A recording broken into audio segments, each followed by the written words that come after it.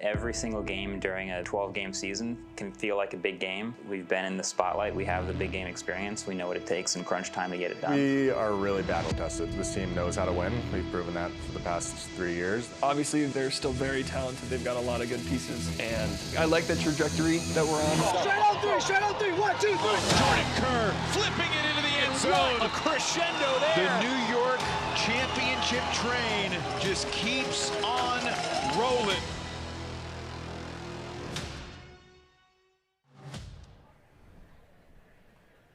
Well, 2 weeks ago, we saw the New York Empire absolutely destroy the Salt Lake Shred. And tonight in the Twin Cities, New York looks to do the same to an angry Minnesota wind chill team that lost here at TCO Stadium to the Shred in dramatic fashion a year ago. Looks to make a statement tonight with just 2 weeks to go in the UFA regular season. We welcome you to the Power Up pregame show. It is a picture-perfect Friday night here at sparkling TCO Stadium, and we welcome you to our broadcast booth. Evan Lepler with the czar of Ulti-World, Charlie Eisenhood. And Charlie, we'll get to the whole playoff picture around the league in just a moment, but opening thoughts on the wind chill and the Empire meeting for the first time ever.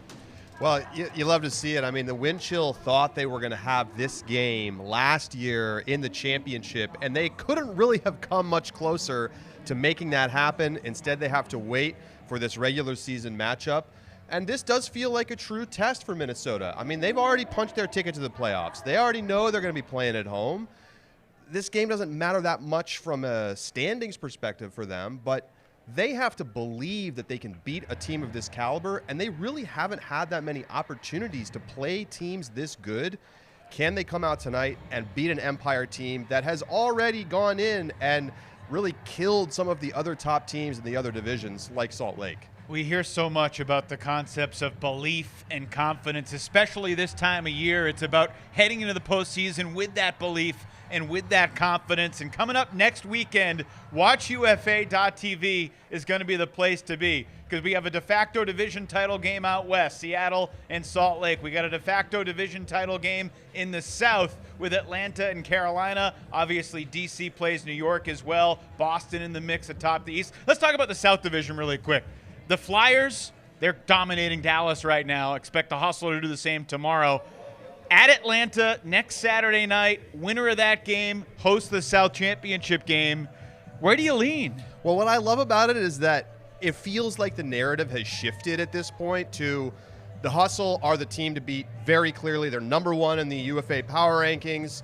And the last time these two teams played, the Hustle really took care of business. And that was the first time we'd seen Atlanta playing at full strength against Carolina.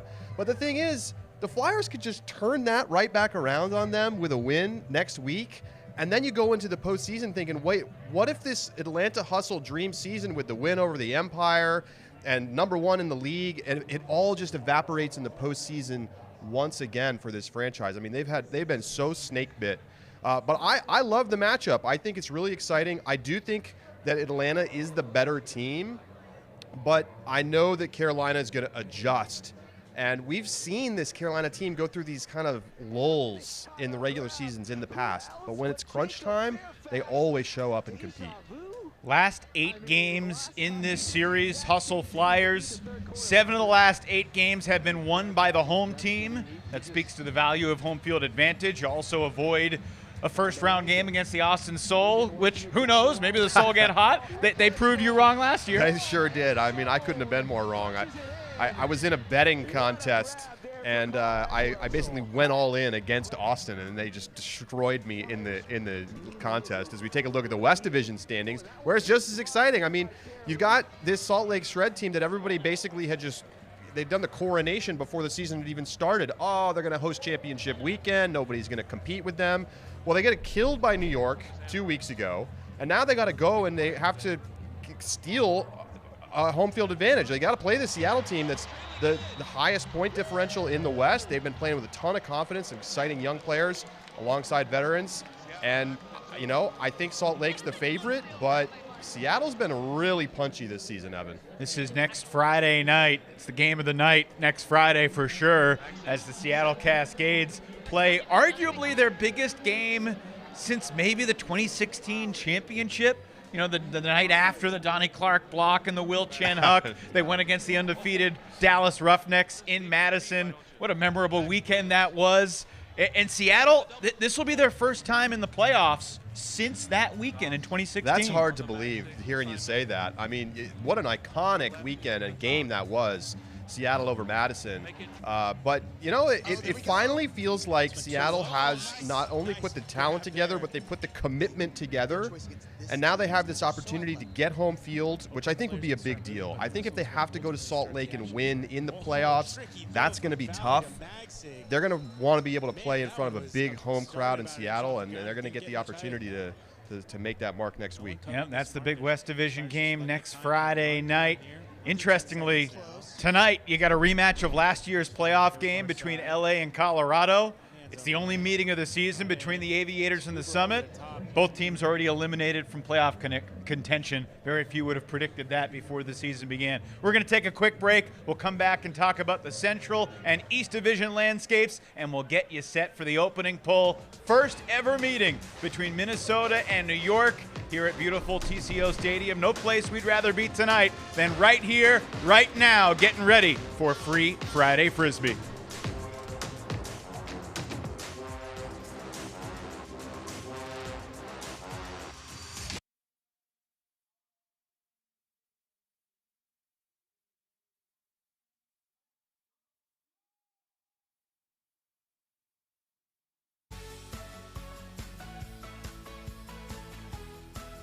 Hello, Premium Trail Mix.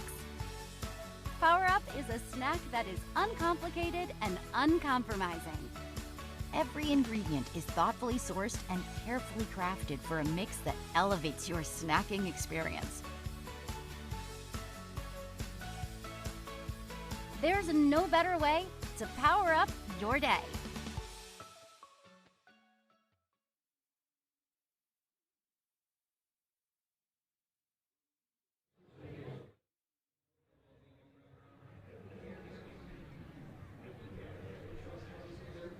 Well, it's going to be a heck of an atmosphere here tonight at TCO Stadium. Over 1,300 fans expected. We'll see if they can crack $2,000 as the Wind Chill and Empire meet in the final Super Series telecast of the season. Welcome back to our Power Up pregame show. Evan Lepler with Charlie Eisenhood. East Division landscape. Recent years, there hadn't been a whole lot of drama. New York has had 2 consecutive perfect seasons, but their 31-game winning streak came to an end in Atlanta earlier this season, and now they are in a real battle. The Empire could finish first, they could finish second, they could finish third. You could say the same for Boston and DC. Yeah, I mean, this game does have a lot of meaning for New York. They want to win this game so that they go into next week against DC and have a chance to win that game by at least 3 goals in order to clinch at least a 2 seed. There's so many possibilities in the East right now, depending on the point differential of the games that Boston plays. There's still a chance for New York to end up outside the 3 seed, but that would take, if they lose tonight, that would take Boston to make some big mistakes. How do you think the Empire are a different team now than when they played Atlanta and DC earlier this year? Well, I think we've seen that they've really stepped up defensively, and I mean, that you saw that so much last week or 2 weeks ago against Salt Lake. I mean, but, you know, Antoine Davis coming up with huge plays.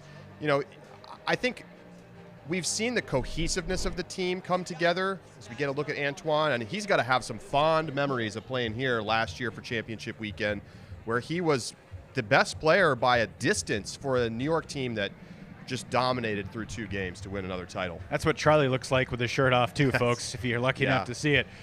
East Division standings, DC currently a half game ahead of Boston. Again, New York could still be the 1 seed, but they need a little bit of help. They need either Toronto or Montreal to knock off Boston when they play next weekend. Of course, the Royale came oh so close to taking down Boston last weekend, but in overtime, the Glory were able to prevail.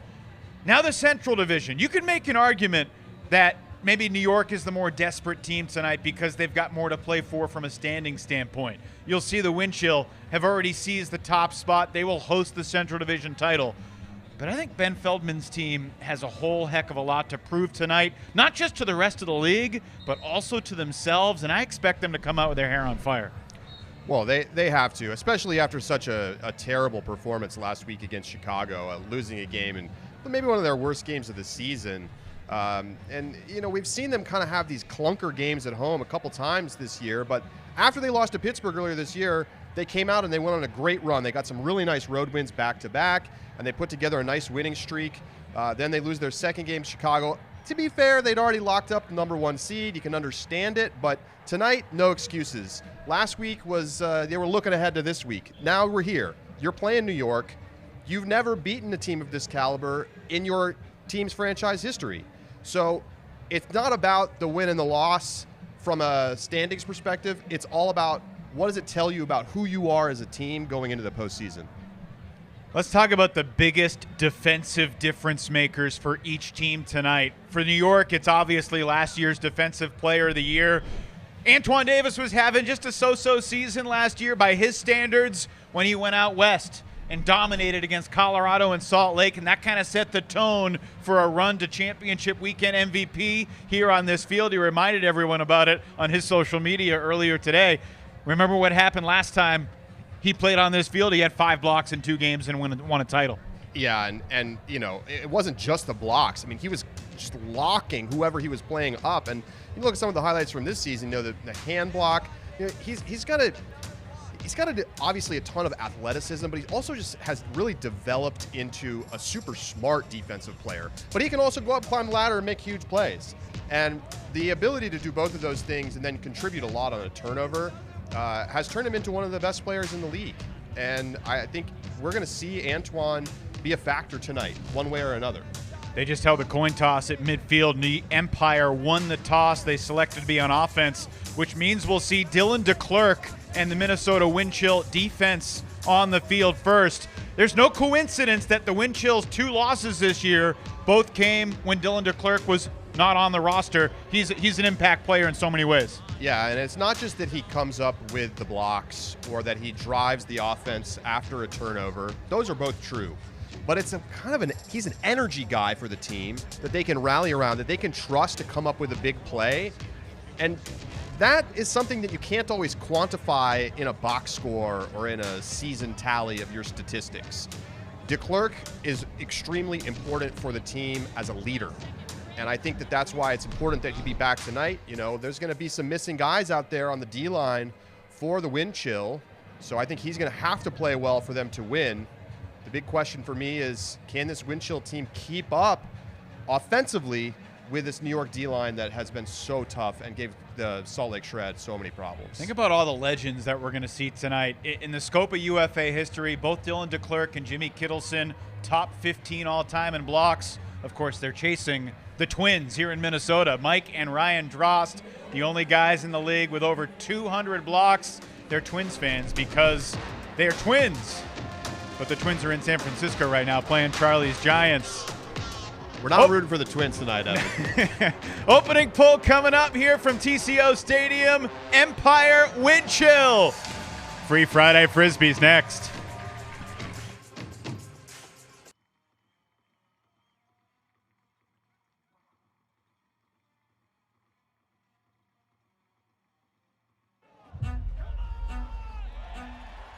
He's getting the crowd going.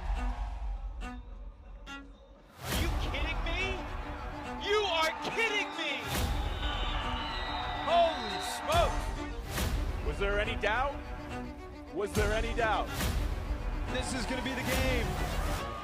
Joel Clutton battling for position. He tips it to the end zone where it's caught by Elijah Jaime at the buzzer to tie the game. Incredible awareness from Clutton, and we've got overtime tonight. Throw like a pro with a new Pro Ultimate Frisbee. Created with input from the sport's premier passers, the Pro Frisbee is specially designed to fly through the wind and maintain its edge. Experience the official Frisbee of the UFA and get yours at shopufa.com today.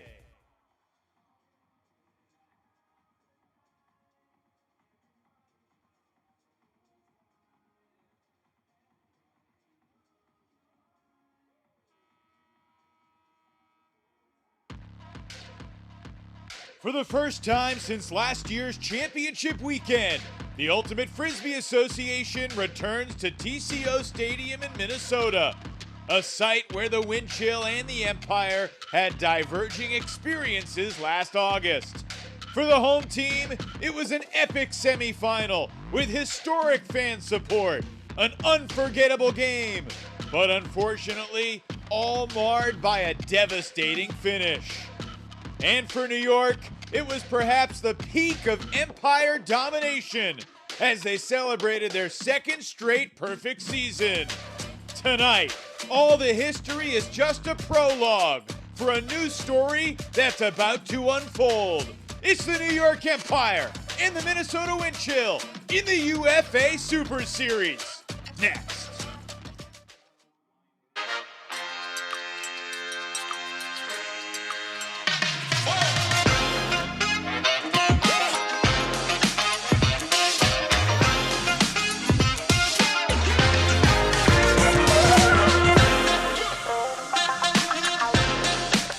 On the penultimate weekend of the UFA regular season, we've got a potential championship weekend preview, interdivisional ultimate on this Friday night in the Twin Cities. It's the New York Empire at 7-3. They're currently third place in the highly competitive East Division, and the 8-2 Minnesota Wind Chill have already clinched the top spot in the Central.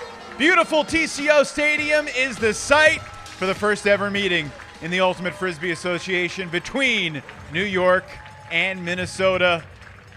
And we welcome you inside our broadcast booth at this sparkling facility. Evan Lepler with Charlie Eisenhood. We had a lot of questions about this New York team, Charlie, and then 2 weeks ago, the Empire had all the answers against Salt Lake.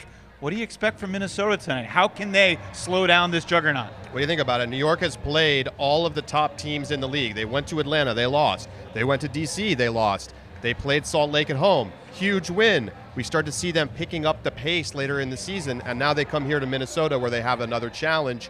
Can they play against the top Central team the same way?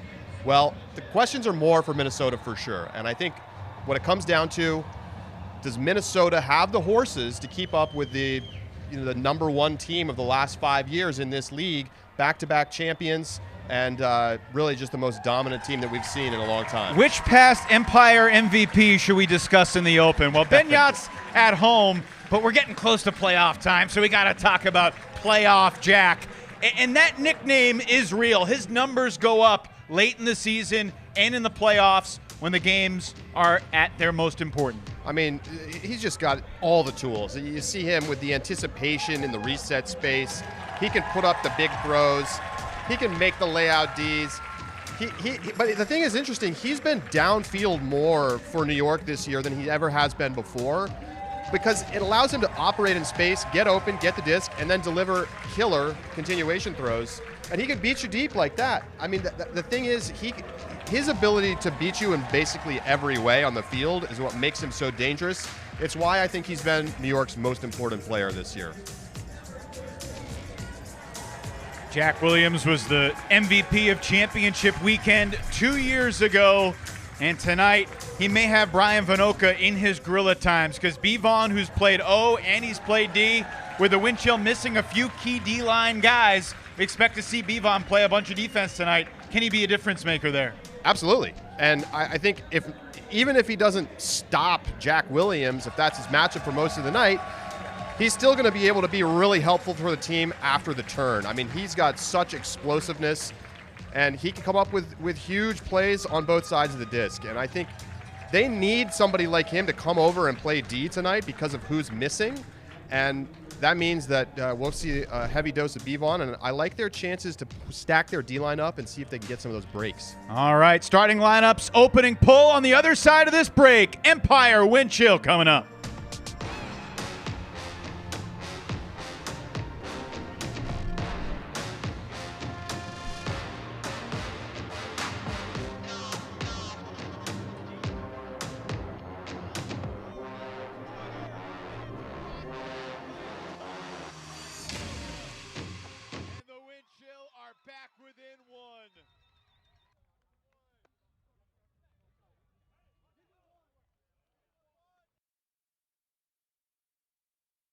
The Ultimate Frisbee Association is brought to you by Be Ultimate, enabling and inspiring athletes, trainers, coaches, and teams to be better than ever with performance-based apparel.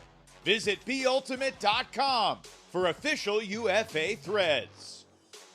And by Power Up Premium Trail Mix, thoughtfully sourced, wholesome ingredients to confidently fuel every body. Get $2 off your purchase today.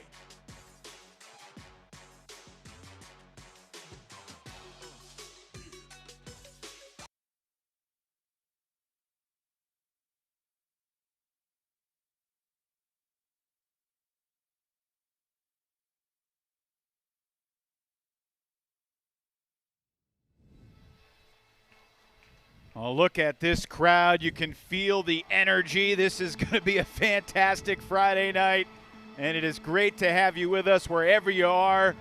Let's jump into the most important things that you need to know, the keys for each team. Let's start with New York. Well, for New York, there's a lot of things you could talk about with this team, but I think first and foremost, they need to continue to play that defensive pressure that they've been putting on the last few weeks that's driven them to so much success. They were able to disrupt what Salt Lake wanted to do offensively, and they rolled out to a huge win. Clamping up the resets is going to be a key thing tonight. The Minnesota wind chill don't like to huck that much. They're one of the lowest hucking teams in the league. They also don't convert at a very high rate.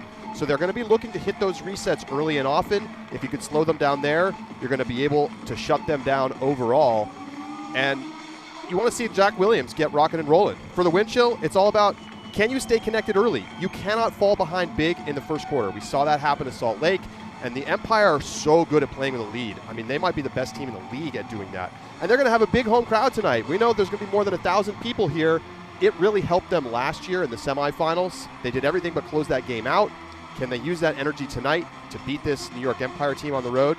We're about to find out. Third member of our broadcast crew, part of the Wind Chill broadcast team, Nikhil Jain, is down on the sidelines. Nikhil, welcome. Good evening. How's it feel down there? It feels warm as the first pull, I believe, just got underway, but the wind is kind of abated. So too has the heat, but there's a bit of a quiet nervousness on both teams' sidelines. You mentioned earlier how both teams have quite a lot to play for here. I want to stress that the Wind Chill have a big chip on their shoulder. All the way from the end of last year here at this very stadium to just last week with the loss, the Wind Chill believe in their heart of hearts that they can play with any team, including the Empire. And it's up to them over these next few quarters to just prove that to themselves and their fans. Back to you guys. All right, Nikhil, thanks so much. Solomon Rushmeyer-Bailey initiates from midfield. An awkward start. Might have been an offsides on the opening pull. And already Ben Yacht in the red zone. Another homecoming game for Ben, who went to college here at the University of Minnesota. And Yacht picks up the assist. Oliver Chartok has the opening score. Less than a minute into the opening quarter. Well, not how you want to start the game if you're Minnesota. You come out, you make a mistake on the opening pull, you give great field position to New York, and then they just work it down super easy. Oliver Chartok throwing up the goggles. And this is just standard, easy offense, very comfortable for Empire, and it has been the last few weeks. They have looked very locked in on both sides of the disc, and it's just been increasingly difficult to take the disc away from them. Ben Yacht, first team all UFA 5 straight years. I was thinking earlier today, I'm not sure if he's had an all UFA first team caliber season thus far, but this is also the time of year where he's done damage to earn those all league honors. Think about his performance against DC in the East title game last year, where he was absolutely unbelievable. 8 goals, 3 assists against the Breeze. So now the Wind Chill on offense. Josh Klain, Will Brandt, Colin Berry. That's Matt Rader, the veteran, gets it, the youngster Brandt, who shoots it deep, and it's an incredible one-handed catch by his college teammate Gordon Larson. Wind Chill happy to get that score to start. Oh boy. Could be a great night if we see more of that. Will Brandt dealing with a little bit of a heel injury that's still bothering him, but not showing any signs of a problem on this throw. And Gordon Larson going up with the left hand, making the snag. Larson's been, the advanced stats love Larson. He has been one of their most effective players in the minutes that he's played for them. And I think we're going to see every year, the Minnesota Wind Chill bring in all of these college players from the area programs. So I know of University of Minnesota, Carleton, and then all of a sudden they're a better team. And I think you see exactly why the explosiveness that they can get from their O-line right there. Coming into tonight, Will Brandt in 5 games this year was just 2 for 6 on his hucks. That's a good sign. And frankly, both these teams defensively really want to challenge the unders because neither squad has been that successful with their long throws this year. Here's Elliot Chartok. Gets it from his brother Oliver, and he'll shoot the huck, but Jack Williams stopped cutting. Dylan DeClerc didn't stop cutting. Thought he might lay out just to get credit for the block. And I don't like that decision even if Jack continues to cut. I mean, you got 2 defenders in the deep space, and obviously total miscommunication. Williams says that's on me. My bad, I should have kept going, but DeClerc versus Williams, that could be fun. Opening break chance belongs to the Wind Chill. Paul Krennick going to be an important player tonight. Current star at the University of Minnesota. And here's Bevon. Talked about him in the open. Cameron Lacey. It's a name you may not be familiar with, but he has really come on strong. Ian McCoskey resets for Brandon Mattis, who's currently all alone in the backfield, but he keeps the disc moving. Lacey shoots it. Bevon in the end zone. Can't make the catch, but it's cleaned up by McCoskey, and Minnesota takes its first lead of the night.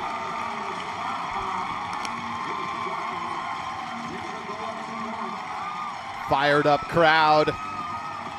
Loving what they're seeing early from the Wind Chill. 2 for 2 on hucks. Hey, I think it could come down to that tonight. Both teams are going to have those looks. We talked to both coaching staffs. They said they want to force the other team to throw these shots.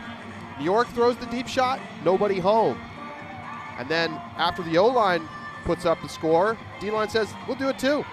And the energy differential right now, you can feel already Wind Chill playing a little bit harder. We're seeing more guys trailing the play. We're seeing that intensity, and that makes sense playing at home. Koski, originally from Madison, made his UFA debut with the Radicals. Key member of the Grey Duck team at the University of Minnesota in recent years, playing his 6th game of the season. Just caught his 2nd goal of the year for the Wind Chill. Pole sails out the back, so New York will take it all the way to the brick. This Empire offense, even as good as the New York squad was in totality against Salt Lake, the Empire offense, particularly early in the game, still had some bumps in the road. They gave up breaks, and that's been one of the difference makers for why New York hasn't been as dominant this year. Their O-line is much more susceptible to coughing it up and giving up breaks after the turnover.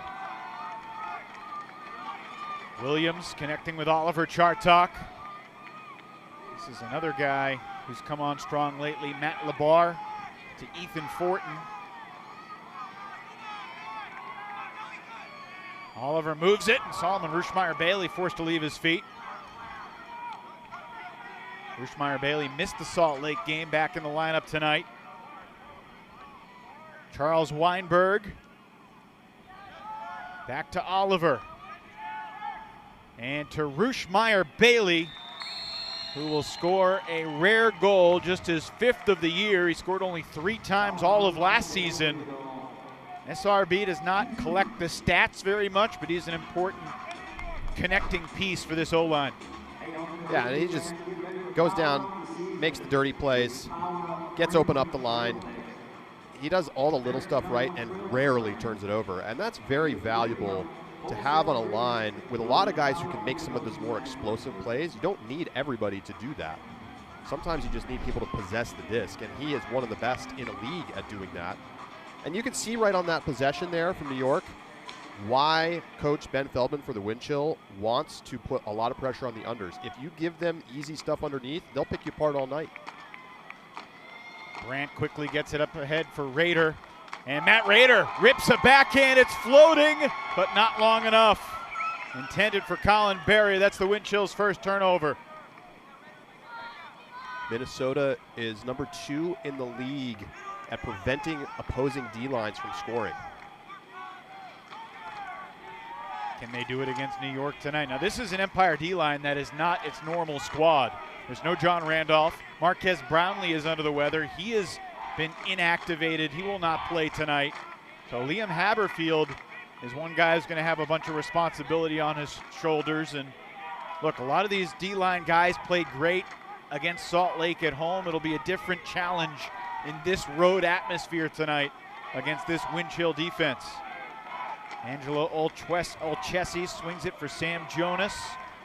Jonas had the best game of his young career against the Shred 2 Saturdays ago. Contested reset, Jonas has it. Sam Jonas, familiar with these parts, went to Hopkins High School here in the Twin Cities, same high school as wind chill coach Ben Feltman. Olchesi on the march, a touch for Bobby Elston. Now Sam Alston back for Olchesi. Anthony Nunez could take a timeout. Matt Stevens is well on the sideline, but so far so good for this Empire D-line. Trying to get us back on serve in the opening quarter. Connor Russell resets for Angelo Olchesi.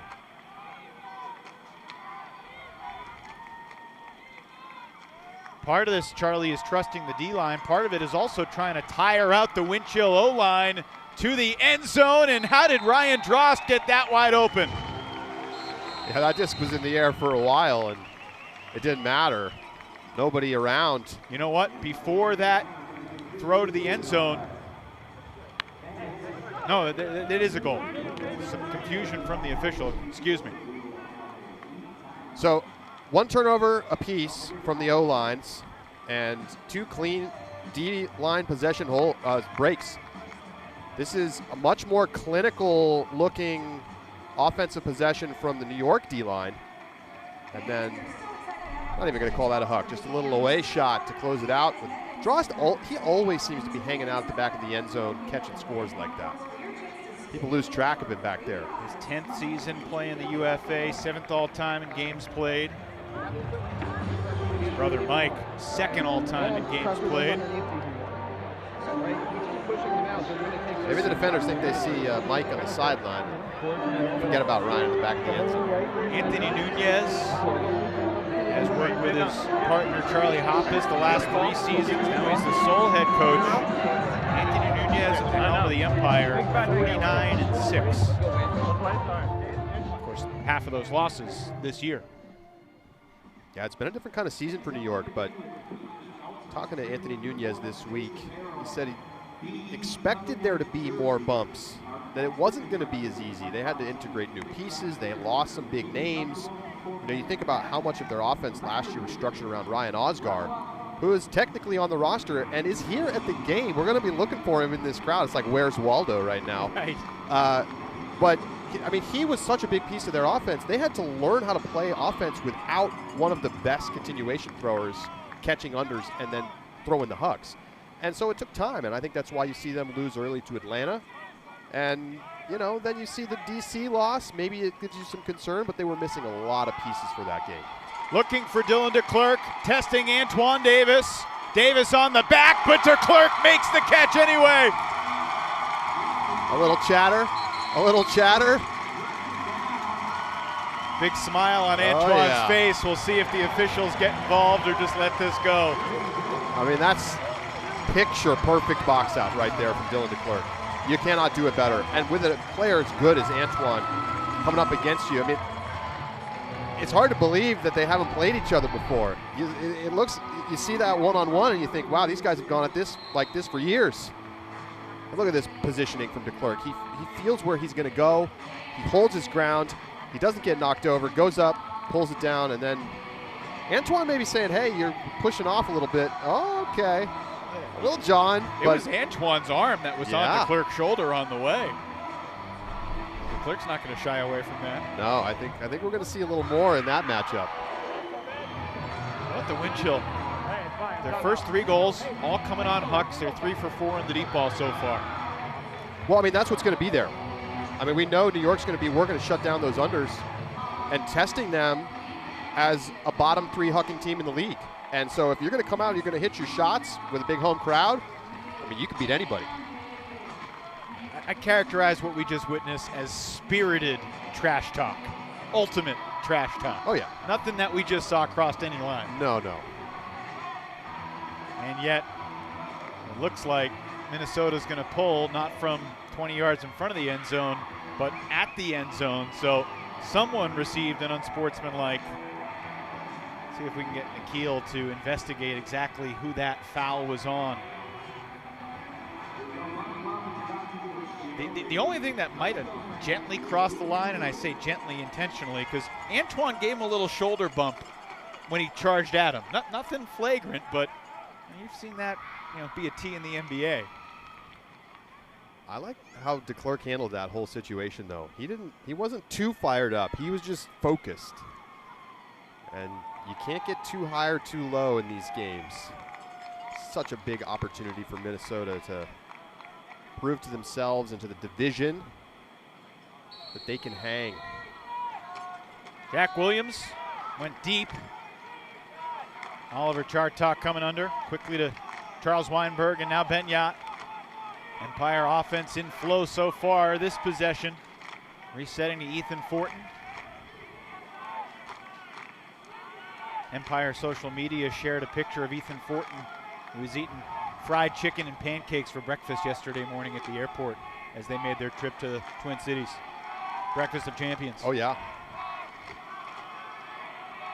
You should see what some of these Olympians eat.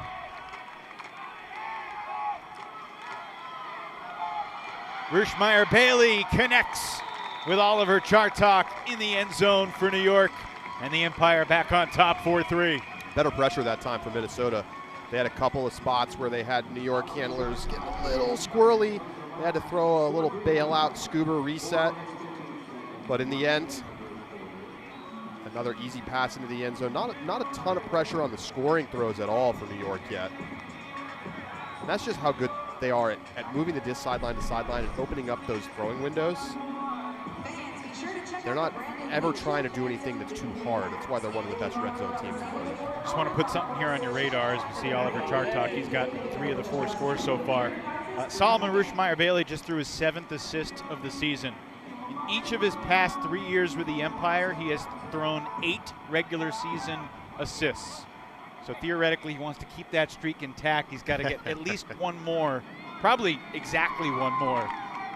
The final 3.5 quarters tonight and the 4 quarters against DC next week. I'm going to take the over, but we'll see. It's interesting. He averages like 350 completions a year, but only 8 assists. He's not looking for the stats. Here's Quinn Snyder, guy who's had some big scoring games. In fact, he's scored at least 1 goal in every single UFA game he's played, all 30 of them. Raider unwinding, and it's Josh Klain tumbling in the end zone for the Minnesota score. Ooh, man, that's a nice throw from Matt Raider.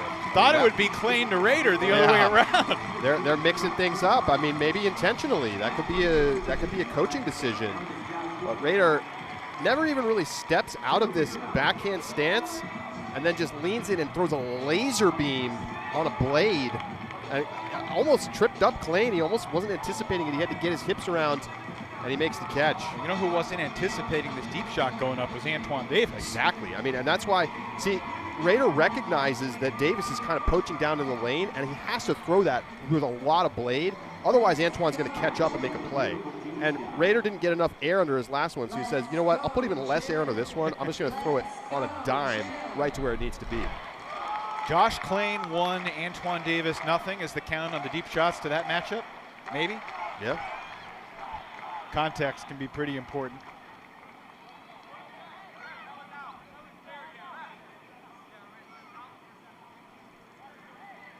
Another pull that lands OB. Winchell have prided themselves on their excellent pulling. Teams in the Central Division talk about how tough it is to go against them because of it, but that's 3 errant executions in the first 9 minutes tonight. It's in the 90s today, earlier here in the Twin Cities. Now it's cooled off a little bit, and that throw into the lane. Bevon going to be called for the foul. Interesting. I mean, I think there was maybe a little contact coming out of the stack, but by the time the throw got there, I don't think Vanuka made contact that caused Fortin to miss that disc. That feels like a break for New York. See if they can use it. Ruschmeyer Bailey. Back to Weinberg. Now Williams. And Williams just lost it. And a whistle blows, and it will be a contact call against the man on the mark, number 42, Anthony Jurley. Jurley had some big plays during the college season. Go guard Jack Williams, young man. See how it goes. Williams. Textbook. Inside break. Ethan Fortin has the goal.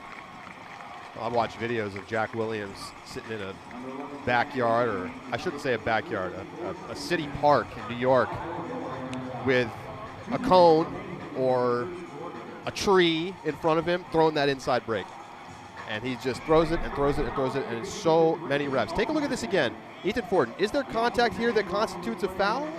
It's a little bit of bump. Does that cause Fortin to miss it? That's hard to say. I think maybe that's not a catchable disc either way, but the contact is there, Evan. If you're a defender with both hands on the back of the cutter, the refs are going to blow the whistle there.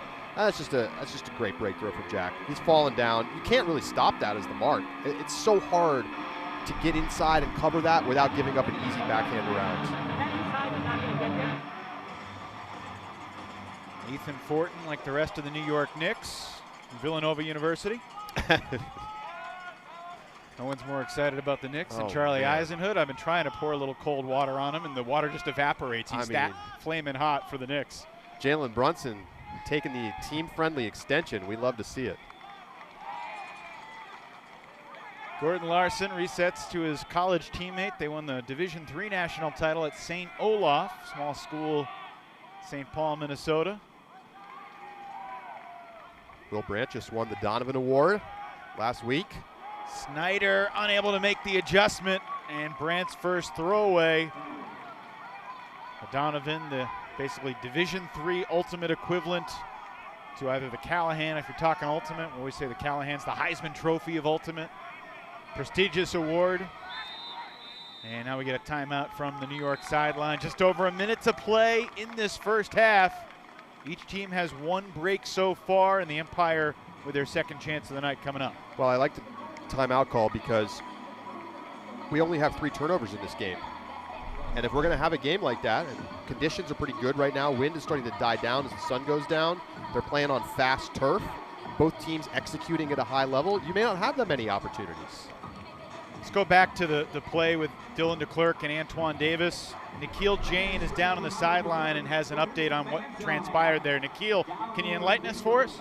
Yeah, so Dylan DeClerc really felt like he got fouled by Antoine Davis. No foul was obviously called on him, and so he turns around, says nothing. Antoine steps up. The ref saw that as Dylan DeClerc's act of aggression. They awarded New York the foul because of that. I can tell you that these two, you said it was spirited earlier. I think that might be putting it lightly. Expect these two to be maybe even a little bit more physical as the game progresses. All right, well. Bewildering for Antoine Davis to run at DeClerc. And have the foul called on DeClerc? Yeah, that's weird. I don't really think the ref should have gotten involved at all there. But if they're going to blow a whistle and call an unsportsmanlike, it clearly should have been on Davis. Or at the very least, just blow a double T. Sure. Break chance for the Empire. Ruschmeyer Bailey doubled. DeClerc tried to deny the reset, but Ruschmeyer Bailey smooth with a lefty. Weinberg, sure thing. Lefty from Fortin to Williams.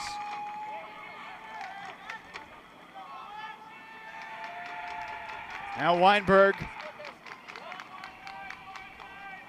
Empire don't really need to hurry by scoring with 28 seconds to go. They do give the wind chill some time. However, you'll take the break when you can get it.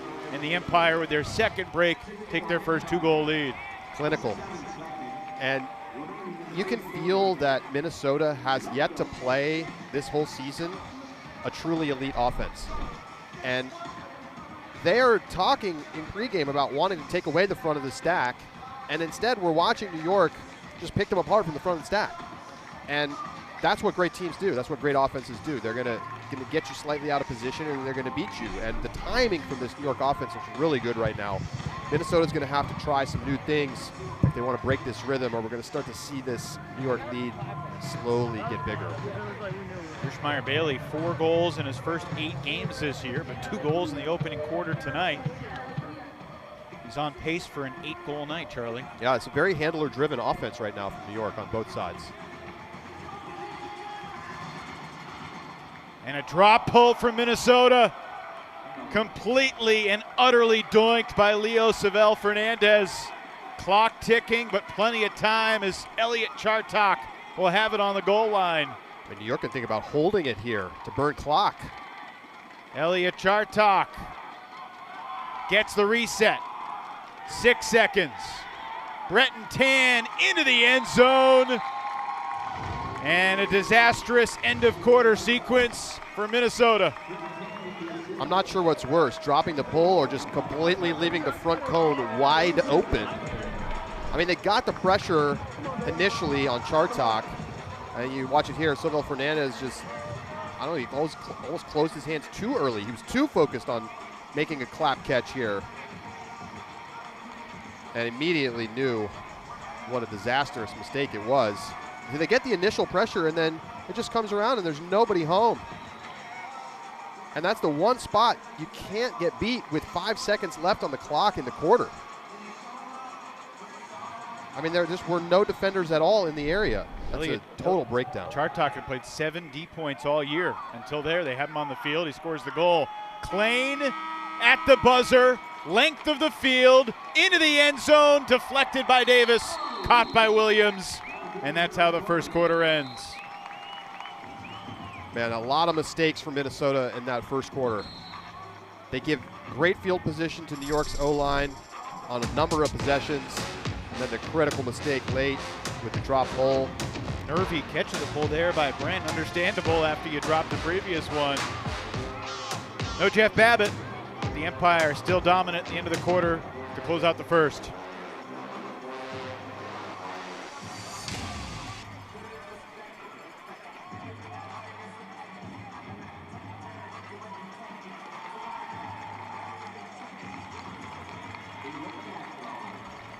Well, we're back. There was a foul called, which allows Josh Klain to take one more shot through the double team, and it's not going to matter. An untimed throw for Josh Klain in the wind chill. It's a tough ask, especially when the 2 all-time leading defenders in UFA history, Mike and Ryan Drost, are setting one heck of a daunting double team on you. So we'll go to break at the end of the first again. New York 7, Minnesota 4 in the UFA Super Series.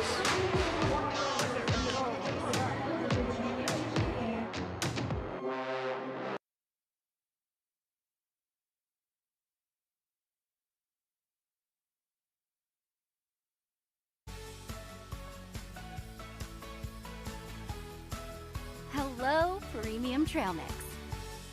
Power Up is a snack that is uncomplicated and uncompromising. Every ingredient is thoughtfully sourced and carefully crafted for a mix that elevates your snacking experience. There's no better way to power up your day.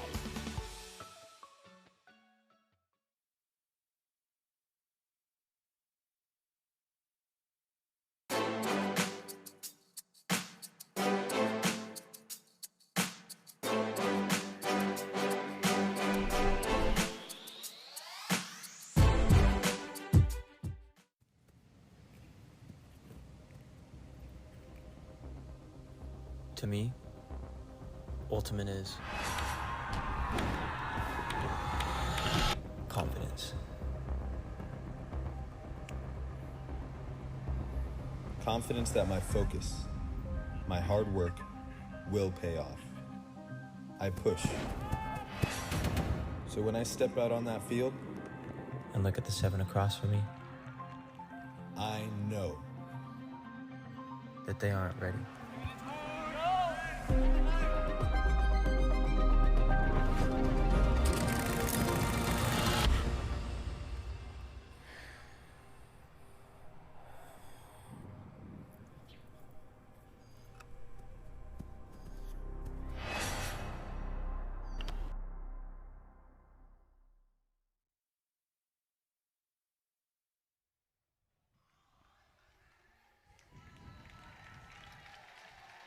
One down, 3 to go here at TCO Stadium. A fantastic showing from the Minnesota fans, but a tough conclusion to the opening quarter as the Empire scored 3 goals in the last 3.5 minutes.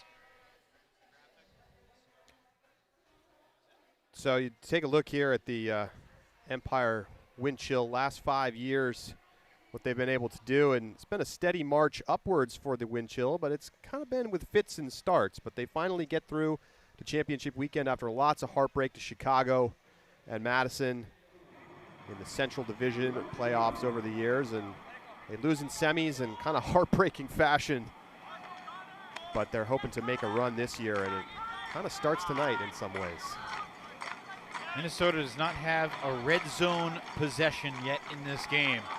4 for 6 on Hucks. Here's another deep ball. Quinn Snyder is the target, and he is the receiver. Rips it down against Sam Alston. Wind chill back within 2. Well, when I saw Quinn Snyder was getting activated for tonight's game, I knew it was going to be a big deal for this Minnesota offense. I mean, he's been out for a few weeks now, and before he missed 5 or 6 weeks, he had put up back-to-back 250-yard, 4-goal games. And just his ability to go down there and make a play one-on-one is something that at times this wind chill offense has lacked. And it's also opened up some options for the coaching staff to move some of their typical O-line cutters over to the D-line for tonight, given that they're missing a couple of guys. It's a tough matchup for Sam Alston, playing his second ever UFA game to try and contain Quinn Snyder in the deep space. Confident shot from Gordon Larson. And there's a good pull. Yep, that's what the wind chill have been looking for. Rushmeyer-Bailey gets it off the back of the end zone. It's interesting now, we haven't seen Elliot Chartok on the O-line, in the O-line backfield a whole lot tonight. They played him a bunch on D. This floater into traffic, and Oliver Chartok got a hand on it, but Cam Lacey's presence maybe whistled for a foul. Well, let's see. He dishes to Yacht. And Yacht kind of throws a lazy shot and hangs it up in the air. Second defender comes into this space, and I don't really see a foul there. Jack Williams lost his footing trying to make the ensuing cut, and Dylan DeClerc just called a foul on himself.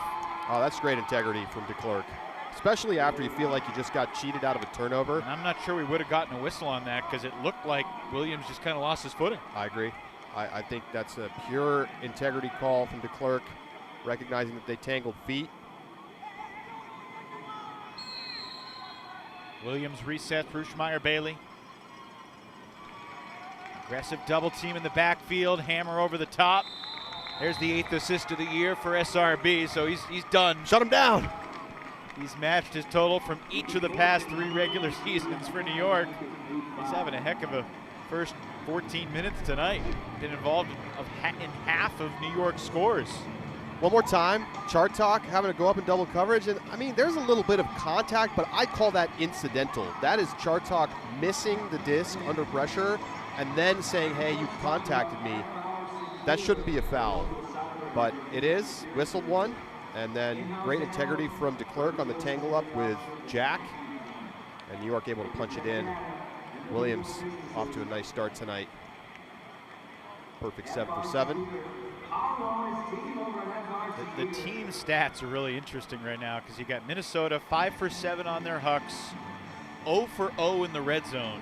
New York is 1 for 1 on their Hucks, 7 for 7 in the red zone.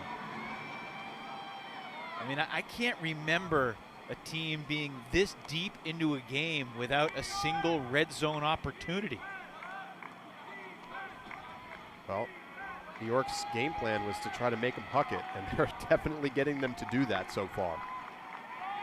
Larson needs a reset. Colin Berry's got it. Greg Cousins with a big gainer, pulled in by Rader. Back to Larson, unmarked for the moment. He's got plenty of time. Now he's got to make a decision. And he'll find the reset in the form of Leo Savell Fernandez. Another guy who had a great D3 college career. Savell Fernandez with Middlebury.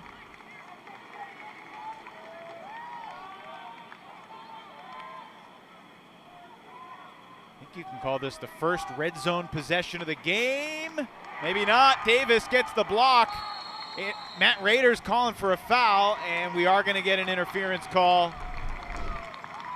A lot of conversation right away. So Rader, yeah, I see he feels that arm on that shoulder as he's going up. That's a clear foul. Davis cannot hit him on the shoulder as he's coming up. If it was a football game here at TCO Stadium, that would be pretty good coverage. That's right. Different sport, however. A lot of late whistles tonight from the referees. They do get that one right. First red zone possession of the night is a score for Minnesota. Brandt to Larson again. Second time those two connecting. Some old Bay Area Seattle bad blood between Davis and Rader. There it is again. It looks like a clean D when you see it there, but when we saw it from that other angle, you see as Rader's going up, he gets hit on that shoulder, impeding him from being able to come up and make a play. But Davis certainly making an imprint here early, applying the pressure. What do you think of Will Brandt? I think he could be, I think he might already be the best player on this Minnesota Wind Chill team. I think he could be a really special club player and pro player for a long time. He's got the throwing ability at a young age that you don't see all that often, and just so much confidence. Let's check in with Nikhil quickly down to the sideline. Hey, Nikhil.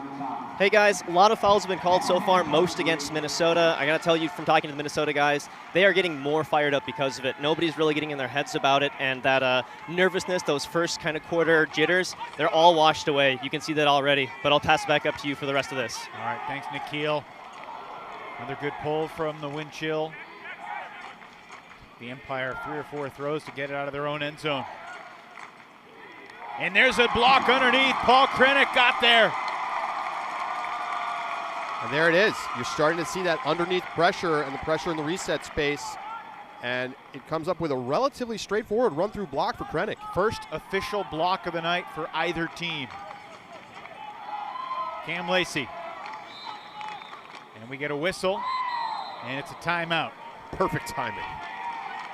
Matt LeBar has the disc, but it will go back to Minnesota. Ben Feldman standing right next to the sideline official, and he does get the timeout. The mustachioed Ben Feldman. His 4-year-old daughter Riley told him that he looks like Josh Klain with a stash. You could get confused. And he's soaking in the solid timeout call, which is about as good of a feeling as a coach can have. That's what he says. He's getting the crowd pumped up for that. You see that timeout? You see me? No, but a perfect timing, and really, look at the back-to-back great pulls from Minnesota. Sets up real pressure situations for the Empire, really for the first time this game. And if they can continue to do that, that's going to put them into a great spot for the second half. See it again, Krennic just jump in the lane. I mean, a slightly errant throw, but also just great foot speed. I mean, Krennic maybe baiting that a little bit.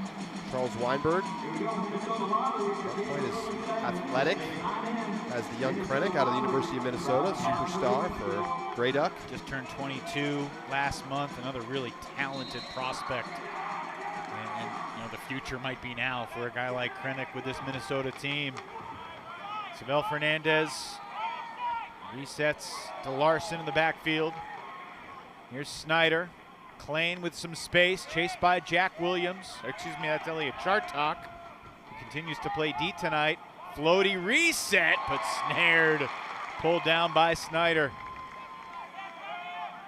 And now Brandt with a little space. Mike Drost cuts off the forehand. Flick to the back corner of the end zone, and that was overly ambitious. Even if Colin Berry had brought it in on the leap, he had a foot out of bounds when he tried to go up. Evan, I was just getting ready to say that Will Brandt has got to be making good decisions tonight, because we saw him kind of make a dicey one earlier, and then he gives it away in the red zone. Can't do it against a team this good. See how aggressive the Empire are taking a timeout. They got Elliot Chartok out there. Remember, he played a bunch of D-line when he had some shoulder issues in the past as well.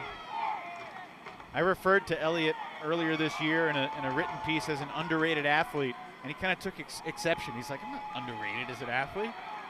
Would you rather I call you an overrated athlete? Properly rated. Yeah, he feels he's got some game, and he certainly does. Unmarked for the moment. Minnesota trying to calibrate defensively. Sam Jonas back to Elliot Chartok. Falling down, backhand, and it's caught in the end zone by Axel Agami Contreras. New York, technically that's a hold, but it feels like a backbreaker. Oh, man. I mean, an area of growth for sure for the young Will Brandt is going to be in the decision-making category. Yeah, you have that throw, but it's so hard to get that right. And do you need that throw? Do you need to make that choice? I don't think so. And instead, we see the more simple backhand now. A little bit of flair there from Chartok as he falls to the ground, but throws it right to the cone. And Axel Agami has been such a nice addition to this Empire roster. I don't want to bury Will Brandt by any means. He's a phenomenal player. I feel like if Jack Williams turns that over on that throw, Jack Williams gets that block on the goal line and doesn't let that throw float as long as it did. And that's why we call him Playoff Jack. I know we're not quite into the playoffs yet, but I know that Dan Hilton, one of the head commentators for the New York Empire, likes to talk about how it's all around the year, Jack. He is always this good. And there's definitely some truth to that. I mean, he doesn't necessarily step out into those bigger roles as much during the regular season. I think you notice when he does that in the playoffs, but he's such a steady presence for the Empire. New York might have taken a timeout because coaches are on the field, certainly taking their time adjusting matchups. Maybe this is the first time tonight that the wind chill have put basically a D-line out there to play O. So Liam Haverfield is going to pull to a group. That includes Dylan DeClerc, Paul Krennick, Colin Berry is out there, kind of a hybrid group. They'll center to Ian McCoskey. And a pick downfield. This is going to cost Minnesota 10 yards. No Tristan Vandy Mortel tonight, and Portland handler. Also no Jordan Taylor. He's kind of the O-line underneath cutter that they're missing. McCoskey unloads. Vinoka versus Olchese, and Bevon makes the play, but we got a whistle behind the play. Well, it looks like they're going to bring it back, and the signal was for a foul. I think it's a delay of game. I think he threw it before the whistle blew. Must be what it to is. Initiate play. Official pointed to his watch. That's a painful delay of game, and look, you do have to wait for the official's whistle before you restart. Well, it's not a bad call, but it's a tough one, especially taking away that great play by Vinoka. Well, you got to put it out of your mind, and you need to go out there and execute on this offensive point, because this is an important one late here in the second quarter.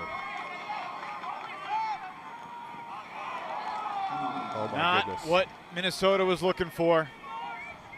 A quick drop, lazy transition defense, and an easy score for Bobby Elston. It's his first goal of the season, just his second career UFA goal, and New York leads by 4. New York's now 4 for 4 on break chances. Minnesota's 1 for 2, and it just feels like the small execution parts of the game are going wrong for the Minnesota wind chill, and New York is quick to take advantage. This is such a veteran-laden team. So good at taking advantage of other teams' mistakes.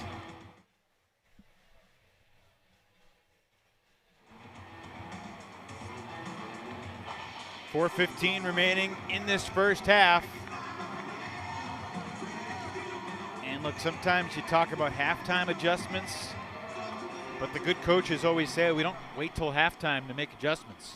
And Minnesota needs to adjust tactically, but also mentally right now to stay in this game, because this could be easily a 2-goal game or a 7-goal game at halftime. Rader lets it rip. Gordon Larson surrounded by 2 New York defenders, and Larson pulls it down between them and then hits the man with him. Michael Jordan brings in the wind chill score. How about that? That's some high-flying offense from Minnesota. Matt Rader not afraid to put it up, and Gordon Larson not afraid to bring it down. Impervious to the 2 defenders nearby. I mean, the second defender never got eyes on the disc, and it made it more of a one-on-one than it might have looked like. Obviously, there's the pressure of having a physical body there. You see, just trying to kind of get into the space and make it difficult to make a clean jump, but great job from Larson to stay focused, and that's a critical hold for Minnesota. Now, can they dial up another big pull, maybe out the back? Put some pressure on this New York Empire offense. Getting back within 2 before the end of this first half would make them feel like they had some momentum. Elliot Chartok is out there on offense now with Ruschmeyer, Bailey, Weinberg, Williams, Yacht. Oliver Chartok coming, and he bluffed a deep shot for Matt Labar. Instead hits Yacht coming underneath. Big family affair tonight for Yacht. 6 of his 7 brothers are here. Yes, Yacht is one of 8 boys. And Weinberg with a nice put. Exactly where it needed to be for Oliver Chartok, in New York in just 33 seconds answers to retake the 4-goal lead. Some of the Yacht family right there. Yeah, Oliver Chartok, I mean, what a great cut here. Perfect timing. And just winning the foot race up the line. See the clear out, and then no chance there. Madison. Weinberg coming off a Salt Lake game in which he had 4 assists, which was the most assists he had in a game for the Empire since, if you remember, the 2022 UFA Championship game against Chicago. He hit John Lithio deep a couple of times. A really strong distribution night as New York won its 2nd championship over the Union. New York winning on this field last year over the Shred. New York's first title back in 2019 over the Dallas franchise. That was in the Bay Area in San Jose. New York certainly still in the mix to be a champion this year, Charlie, but it certainly also feels wide open in a way that it hasn't perhaps in the history of the league. Across the league, that's true, and maybe no more so than in the East, where I think if you ask 3 different people, they might give you 3 different answers on who the favorite is. Boston and DC trading wins this year. Laser from Klain and a very dangerous play from Matthias Ling. Yeah, I think we're going to see more than a common foul called here. You can't go through the knees like that. I mean, it's obviously a UC. I wonder, I don't think you'd go higher than that and eject him, but it was a scary looking collision. Clearly an unsportsmanlike conduct foul.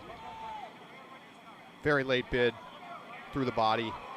Textbook unsportsmanlike conduct. Did catch him more in the midsection than I thought seeing it live. I thought he kind of caught him in the knees.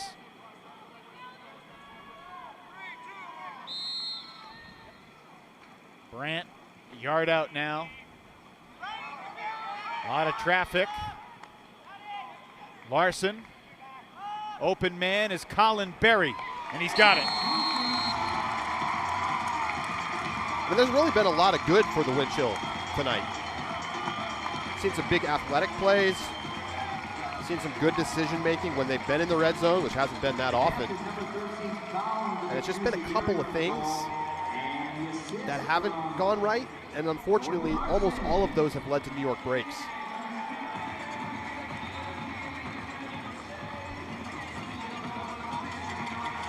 Nice finds. All that focus brought to the center there as they're working through the handlers and opening up some space for Barry in the back. Gordon Larson, already 200 plus receiving yards, catching a couple of hucks and adding some throwing yards right there. A quick update from elsewhere in the Central Division. At Bree Stevens Field right now at the half, Madison 13, Chicago 6. Radicals with just 3 turnovers in the first half on their home field 1 week after a 1-goal win over Pittsburgh. Well, Chicago won here in the Twin Cities last weekend. Massive game for whoever wins it as they try to fight for a postseason spot. And there's a big turnover. Jimmy Kittleson hand blocks the Ruschmeyer-Bailey hammer. McCoskey picks up quickly to Lacey. Minnesota 1 for 2 on break so far. To Krennic in the end zone. They're now 2 for 3. Kittleson the block. Krennic the score. Chill back within 2. New York Empire only have 3 turnovers in this game, and 2 of them have been turned into breaks by Minnesota. And just an excellent double team. Ruschmeyer-Bailey trying to get it up over the top, but great size at the mark, able to come up with the point block. And then Krennic kind of just gets the little fake on Ben Yacht, who bites the under, and then they just throw it up over Yacht's head. Backside help's not there in time. And Kittleson coming up with a big block. And some renewed life for the Wind-Chill, now down just 2. That's been his stat for a long time. That's his 146th career block. He's currently 13th all time in UFA history. Kittleson playing his 95th game tonight. All for the Wind-Chill. Another early sideline double team on Ruschmeyer-Bailey. That time they find the super dump. Charlie, are you of the belief that if you take the field in this situation, trying to run out clock, it messes up your flow offensively? I think you have to stay in your flow until you get to the red zone, and then you can take a look at the clock and see what you want to do. But until then, you got to just play offense. Ooh, very close contested reset. Vinoka was tight on Thornton. Williams lets go the backhand huck. Yacht is the target, and he's got it. Perfect put from Jack Williams. As good as it gets. As good as it gets. Just perfect weight. No chance for a Wind-Chill defender to catch up. And it's, you know, he's not just throwing a jump ball to a great jump ball receiver, which of course Ben Yacht is. No, that's just a perfect huck. Anybody could have been on the other side of that throw, and it would have been a score. Beautiful. First goal of the night for Yacht. Second in UFA history behind Cam Brock. Yacht with now 385 career goals. He is the only member of the 300-300 club right now. 300 goals, 300 assists. Cam Brock's 12 assists away from joining them. We'll see if he can get there these next couple of weeks. They got Detroit tomorrow, Pittsburgh Sunday, and then they're at Madison next week. It'll be really interesting to see, you know, is that at Madison game going to have playoff implications? Will Indy be in at that point? Will they need to win to get in? Well, game of the week this week, standalone Sunday afternoon contest in the Steel City. Pittsburgh and Indy. Both those teams on the brink of elimination. They desperately need a win. Final seconds of this first half here. New York leads by 3. Raider crossfield hammer kept alive by Mattis. Tight space reset for Brandt. Now Klain with 8. Klain sending Mattis. Gordon Larson there as well. He's got it back in the end zone for the Wind-Chill. Wow. What a shot from Klain. He watched Jack Williams and said, let me do one better. What a nasty throw to Larson for another goal. Let's take a look at some of these. Breakout game for Gordon Larson. Oh, no kidding. I mean, he hauls that one in early. Brandt to Larson again.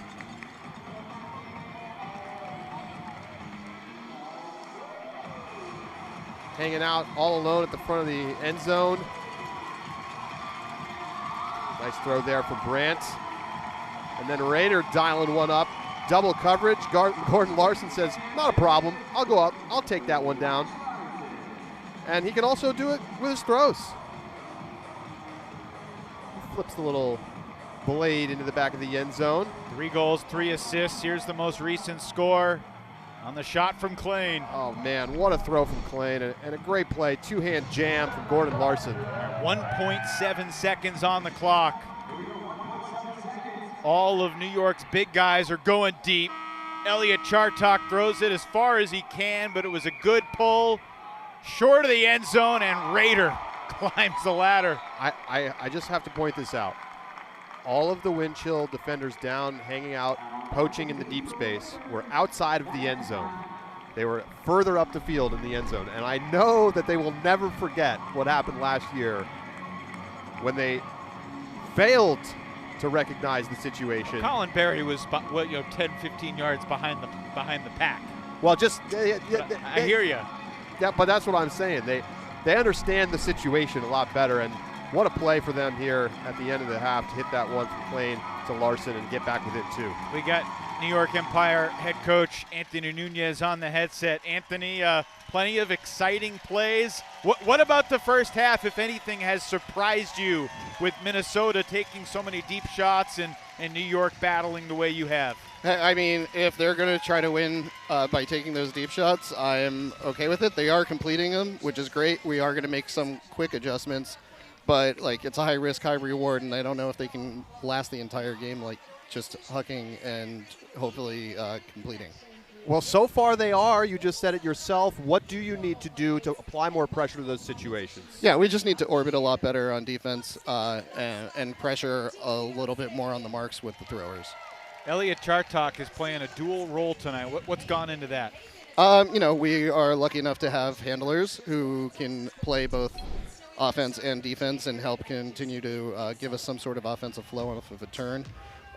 We've been being really successful with having Ethan on O-line. We've been really successful with Elliot on O-line, and we're figuring why not mix the two in. All right, Anthony, appreciate the time. Best of luck going forward. Thanks so much. Thank you. Anthony Nunez, as I said earlier, 49-6 as Empire coach. Tonight could be his 50th win, just his 4th season. Helped to have guys like Jack Williams and Ben Yacht. Ryan Osgar, Yacht's old college teammate, is in the house tonight, we're told. However, he's not on the Empire sideline, sitting out this season after winning an MVP award just a couple of years ago. We got Frisbee dogs at halftime here at TCO Stadium. One of the great regular season crowds we've really ever seen in the league. Oh. New York 12, Minnesota 10. If only those goals counted for the win show, we'd have a closer game.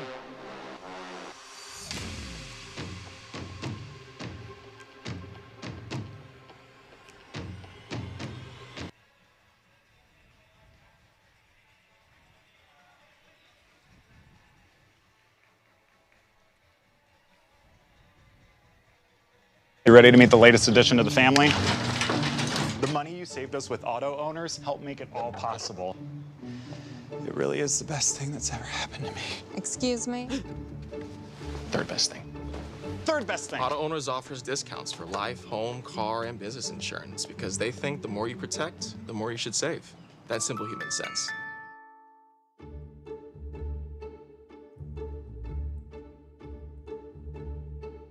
Hello, Wind Chill fans. If you're looking to buy your next home or sell the home you're already in, you can trust Realty Guy to help you navigate this treacherous housing market.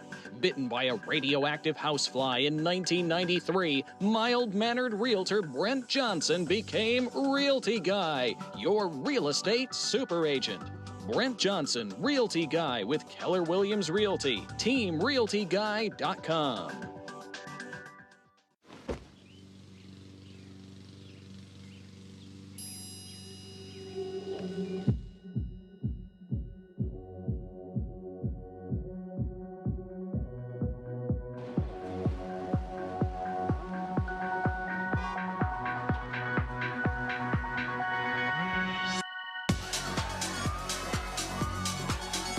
Play the Minnesota Lottery, because anything can happen when you say, I'm in. Whether you've set personal goals or are just making your health and well-being a priority, NovaCare is here for you. NovaCare is your trusted physical therapy partner for recovering from aches and pains, gaining strength, and preventing injury. There's no better time to make NovaCare's movement experts part of your healthcare team. To learn more about the benefits of physical therapy and get on the road to recovery and wellness, schedule an appointment today at novacare.com. Experience the power of physical therapy today. Joni and I came together a number of years ago. We share a common passion for helping others. And employment law is a way that we can make a difference in people's lives. When people are violated, they should be able to expect that an organization is going to address them according to the policies. When people become afraid to make those reports about what's gone wrong, that's when the system's broken. If you feel like there's something wrong in your workplace, reach out to an employment lawyer. Call 1-THOM to talk about it. Let's go chill! Stinson Services is the premier leader in storm damage restoration services. As a top-rated roofing and reconstruction contractor, we have over 20 years of experience and have expanded to multiple locations throughout the Midwest. You'll know from the first phone call that your project is in good hands with Stinson Services.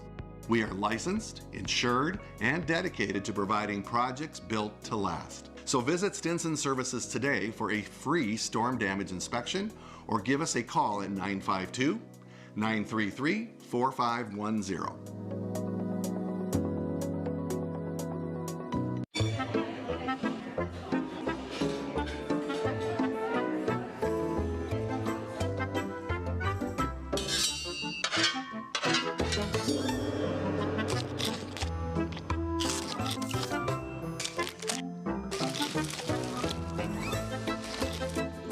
Let's make sure your customers' data isn't on the menu.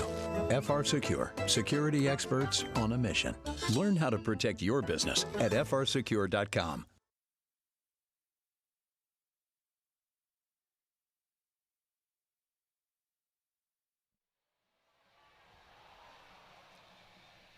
Well, so far tonight, human beings have one drop, and I've seen the dog have one drop. It's a 12-10 halftime score here at TCO Stadium.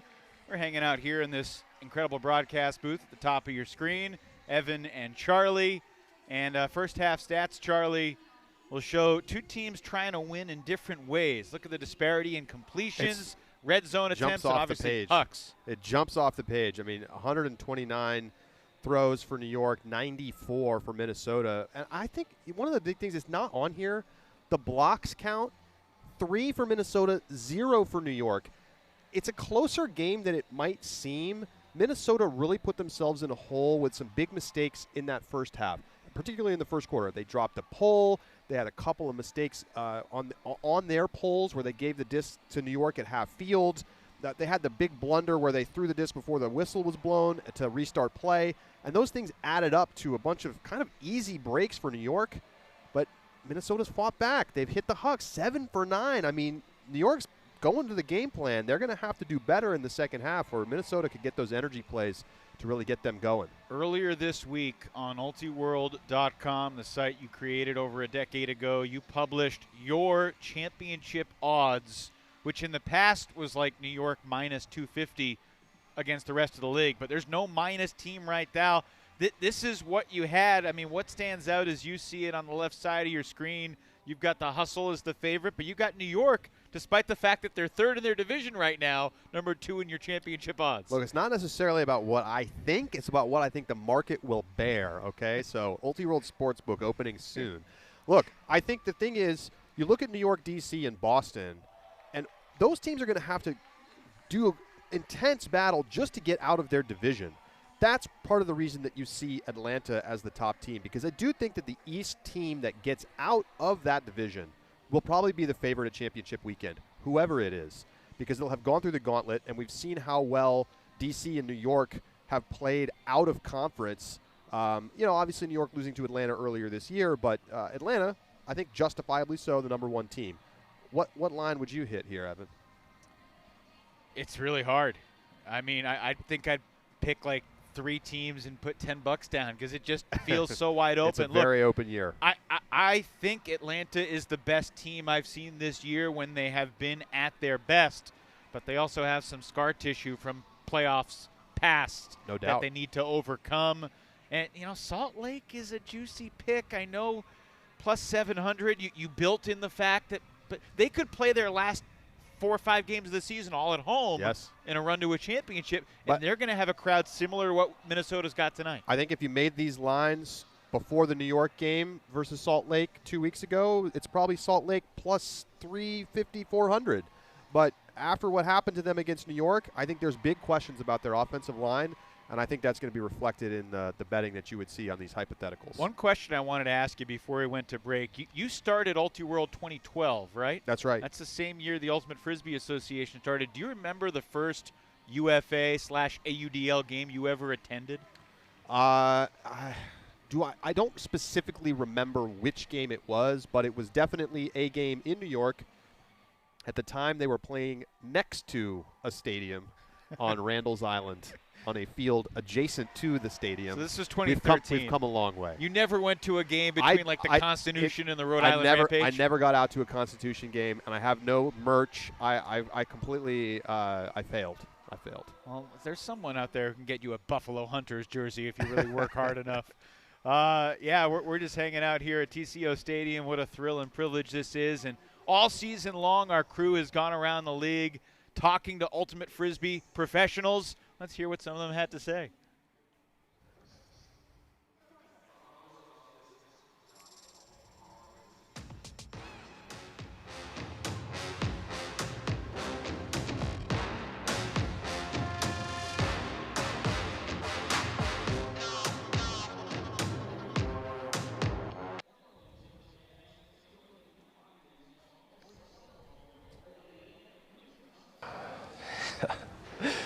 That is such a silly question.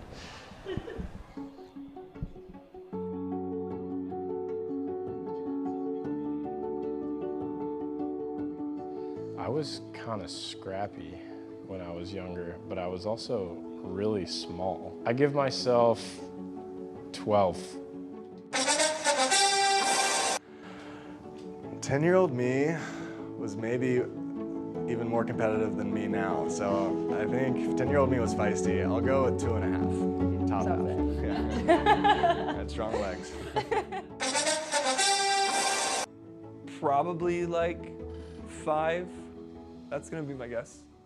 I don't know. I don't have much to base it off of, but I haven't fought a lot of kids recently.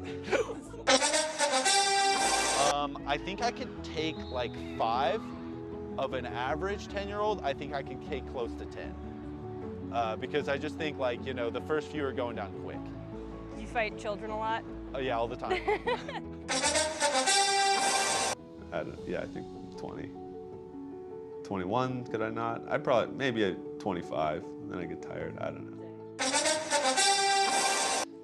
10-year-old me was like, oh man, I think I was like 4 feet tall.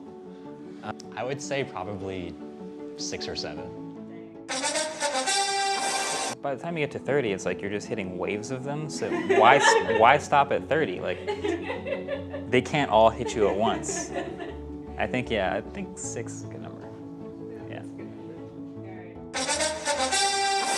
100? I was a tiny little guy. 1, maybe 1. I was so athletic when I was 10, and yeah, I don't know. My 10-year-old self was bucking hay and pruning orchards and taking care of the animals. And my current self is doing a day job, so I couldn't take my 10-year-old self.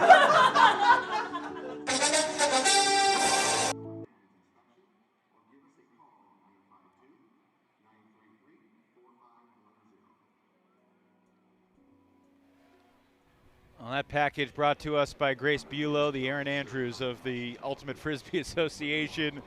That was something else. It's a 2-goal game at halftime, and let's talk Ultimate with Winchell coach Ben Feldman, who's kind enough to join us.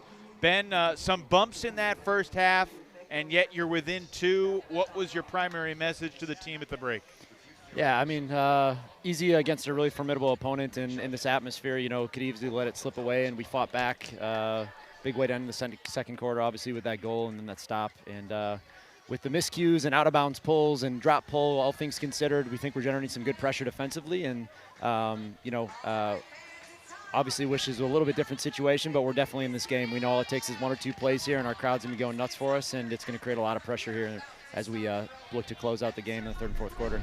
Your throwers have been sending it deep. You're 7 for 9 on hucks. Obviously, New York is trying to ask you to make those throws. So far, you're making them. You expect more of that in the second half? Yeah, I mean, like I said, going into it, we have to have a versatile attack. We're hitting the shots, which is good. We talked about it. If we take those shots and turn it, it's tough to get it back. We got to work really hard. But they're taking away the unders pretty hard, so it is opening up some nice opportunities deep. And with the athletes we have, and Quinn and Rader and Gordo out there, they're making some big plays, and that's what it's going to take to beat a really good team. So happy with energy, and just got to clean up a few things. And like I said, all it takes is 1 or 2 plays here for this to get real interesting. Ben, real quick before we let you go, are you intentionally paying homage to Ted Lasso now with the attire that you've got? Maybe. All right. Why not? I shaved it last week as a joke. I showed my daughter, and she liked it. And I'm like, you know what? I'm going to stick around with this and give a little Josh Klain.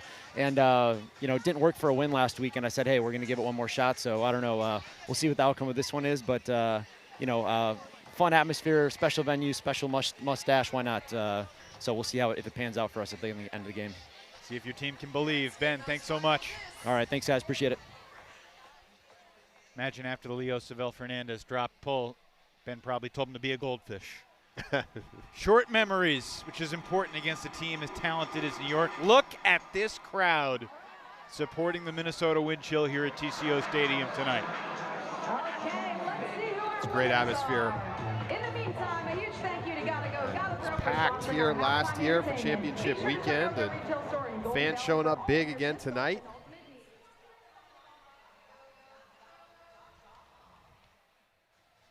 And we just caught up at halftime. We found him. Where's Waldo? Where's Osgar? Ryan Osgar, he's here. There he is. There hanging he is, out. Middle white shirt. Looking sharp. 2022 UFA MVP, college champ of the University of Minnesota.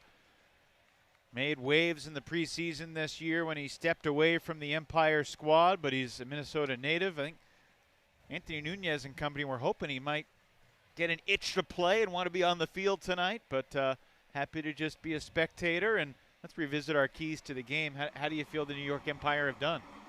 Well, I think in a way they've done a good job with the resets, but the thing is the wind chill have been hucking early and often to the point that it hasn't been that much of an issue in terms of turnovers for the wind chill. On the other side there, let Jack cook. I mean, I think we've seen Jack Williams have not a spectacular first half, but rock solid as usual. And so I think the Empire have to feel pretty good about it, especially since a lot of the 50-50 and even maybe 60-40 New York jump ball hucks didn't go their way. They're going to probably expect those to start happening for them in the second half. For the wind chill, stay connected. Well, they didn't really do that in the first quarter, but they did enough late in the second quarter to get back within 2. They're right there. The crowd is with them. They definitely have a chance to go win this game here in the second half. And it's pretty amazing to recognize that the Empire don't have a block yet in this game, yet they're 4 for 4 on break chances, capitalizing on some Minnesota mistakes, a couple of overshot hucks. Rader launched one too far.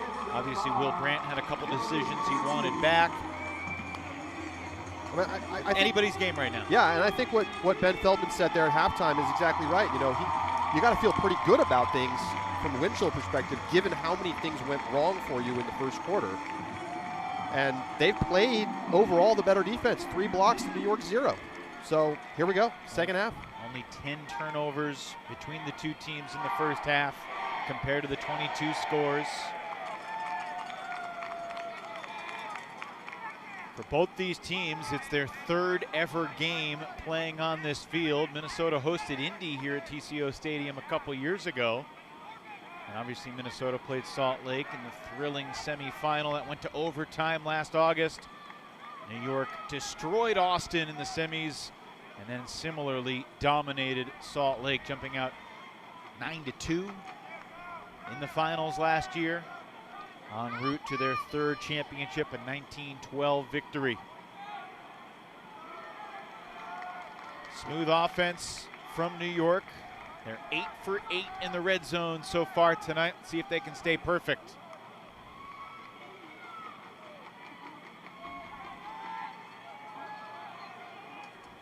Elliot Chartok with a rising stall count. Gets the reset to a tumbling Williams. Right back to Elliott. Nifty balance on the pivot. And now Williams to open space for Benyat. 9 for 9 in the red zone. Benyat getting on the motorcycle. And the reason that they're 9 for 9 in the red zone is because they obviously have players who are fantastic in Elliot Chartok, Jack Williams handling the throws, but it's also the decision making. We saw a couple spots there where Chartok maybe could have tried something fancy to get it to an open cutter, but he would have had to throw something high, scuba blade, and he just looked it off, gets the reset off to Williams, who then steps around and throws a very simple backhand to Benyat wide open, and he's riding that motorcycle. Something like that.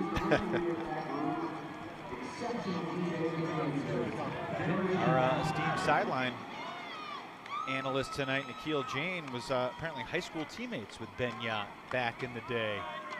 See if we can get a report from Nikhil on what Ben was like as a high school kid. Ben was homeschooled, but they played high school ultimate together here in the Twin Cities.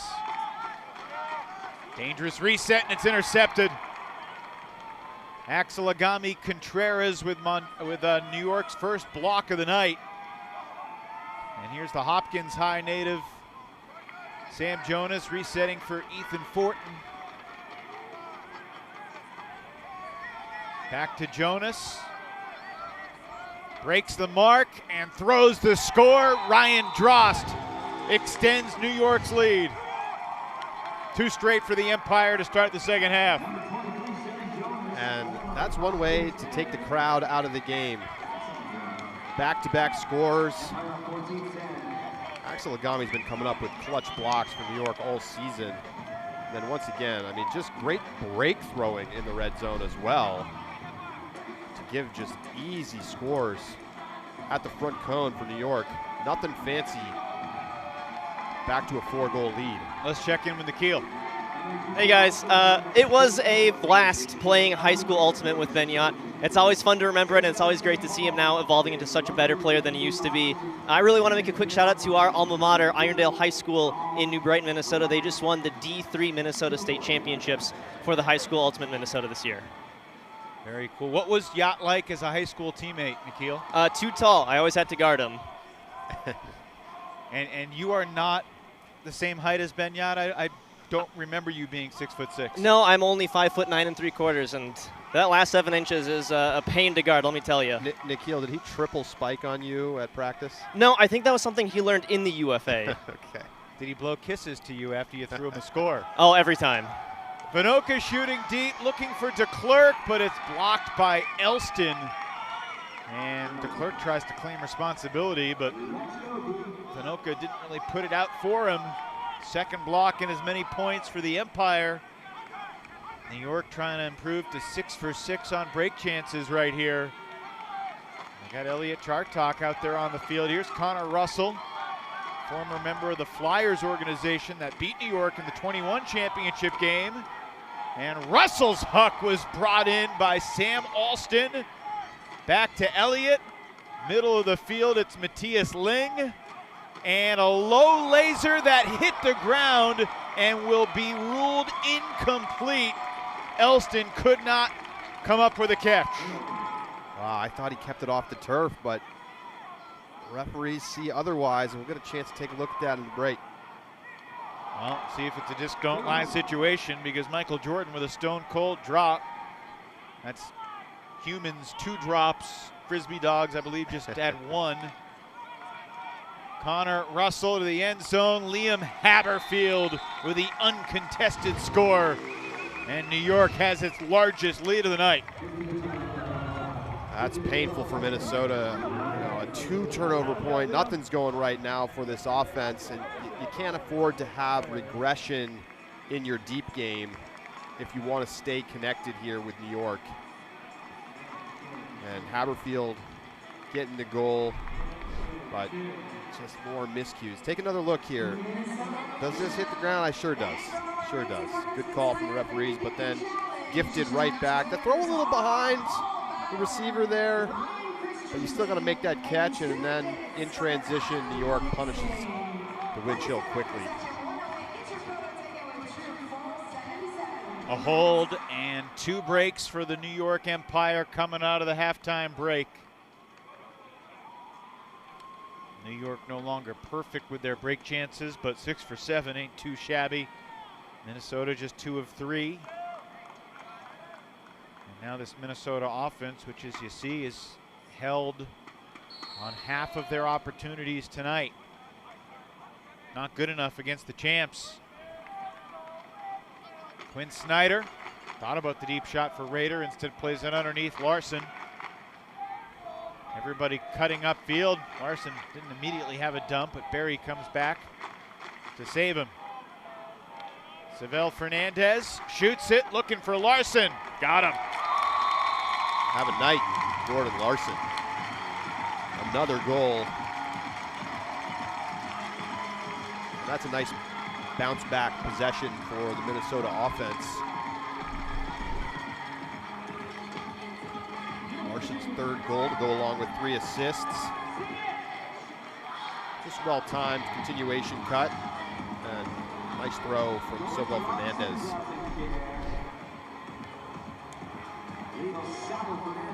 Win or lose tonight, Minnesota knows that they'll play Detroit next week. And then after they beat Detroit by enough goals to perhaps help them in a point differential department, championship weekend consideration, they'll get ready to host the Central Championship game, which will be about a month from now. You know, that is one of the underlying things to be thinking about if you're the Winchills. You know, can you push that point diff up, and does it even matter? I mean, one of the things that I'm wondering is, well, you could have New York, for instance, make championship weekend if they get out of the East and be the 4 seed. Sure. Do you even care about being the 1 seed?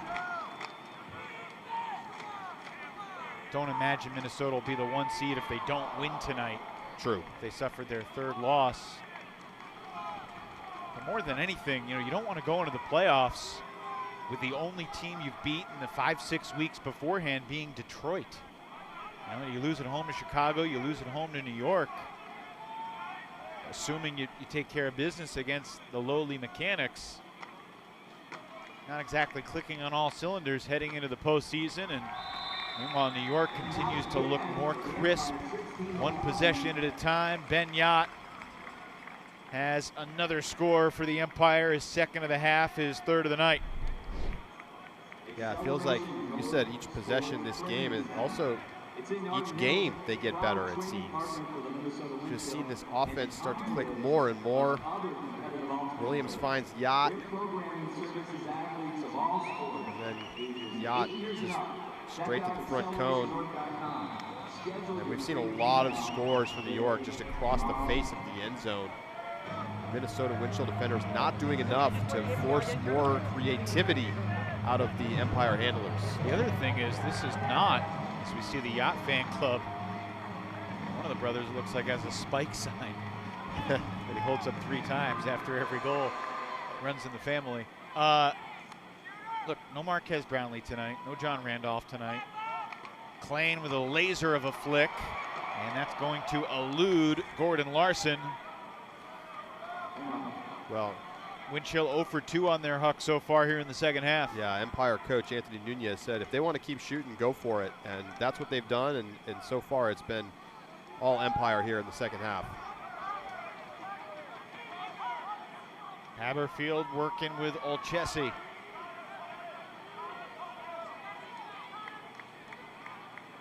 Angelo hasn't always gotten a ton of playing time with New York, but he's been a guy who's always been ready to go, and they put him out there. Low laser crossfield from Davis, and Ling could not bring it in. Would have been a nice catch. So Brandt initiates to Rader. Steps through the double team, and then lefty backhands a turnover, but he might be bailed out by the whistle, and now Rader's saying, no, that was just a terrible throw by me. I don't deserve a call for that. Yeah, he'd already stepped through the contact in order to open up the space for the throw, and then he just made a bad throw. So good integrity there from Matt Rader. Yeah. Second of the night. DeClerc gave one back on some contact with Williams that was marginal. Connor Russell threw the last Empire score to Liam Haberfield. This crowd has gone cold. And so have the wind chill.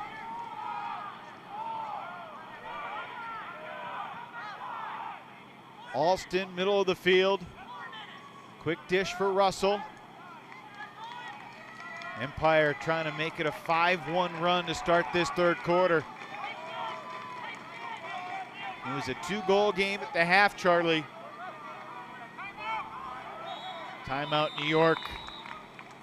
Matt Stevens, longtime player, now the general manager, kind of game day manager as well. 4:19 to play in the third, and the Empire O-line coming onto the field for another red zone possession with a 5-goal lead. You know, one of the things that's made Minnesota good this season in the Central is that they've been excellent at taking the disc back when they turn it over on offense. Their opponent's D-line conversion percentage coming into the game was just under 41%. That's number 2 in the league behind Boston. But tonight, look what we've seen. New York Empire 6 for 9 on break chances. Chance here in the red zone to make it 7 for 10. Actually, I think it would make it 7 for 9 because they've already counted the turnover. And, you know, they haven't had the answers. Their O-line hasn't had the answers. And part of that is because they're missing guys on their D-line. So they've taken some of their best defensive players from their O-line and put them onto the defense tonight. And so that doesn't help, but it's not an excuse for Minnesota. They just have to do better after the turn. Elliot Tartok gave it up, got it right back. Rushmeyer-Bailey, marked by Vinoka. Nifty break there from Rushmeyer-Bailey to Williams. And then Williams threw it to the wind chill. Easily intercepted in the end zone by Minnesota's Anthony Gurley. Now will Feldman burn a timeout here, or will he let this group try and work it down the field? I think down 5, you got to save your timeouts. Unless you get in a hairy situation, I agree.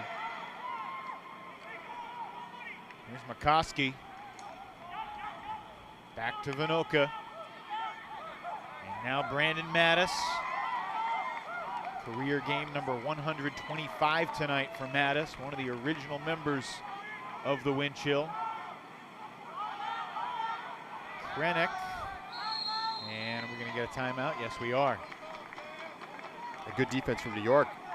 Second timeout of the point. 3 minutes and 14 seconds off the clock on this point exactly, with 3:14 left in the quarter. We will try here to eavesdrop on the Minnesota O-line's huddle as they prepare to retake the field down by 5.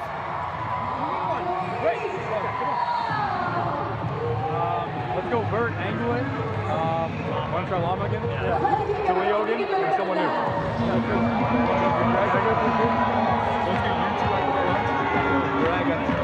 I'm behind you.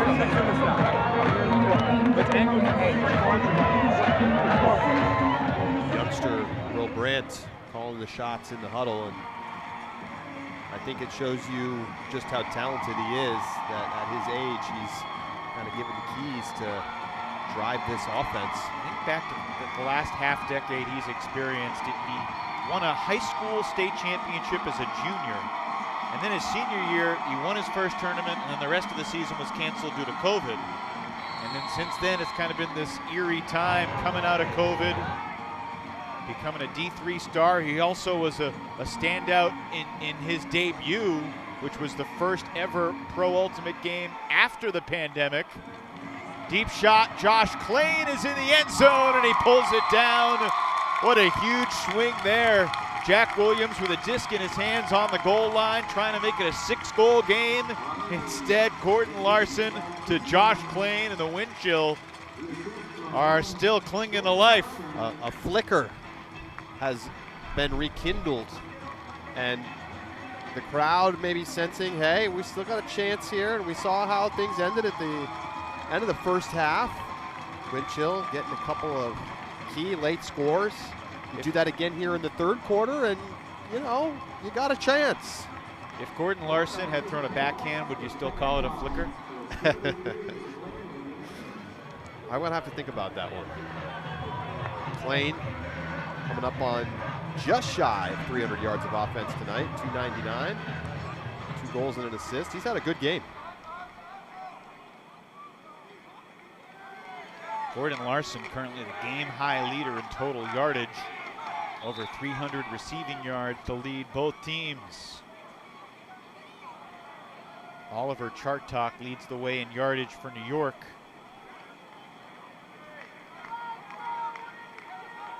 Bushmeyer Bailey looking to walk off the 10. Gets a little confirmation from the official as to where he's to set his pivot foot. Matthew Johnson, Jimmy Kittleson, a big mark. Bushmeyer Bailey reaches over the shoulder and gets it off the line.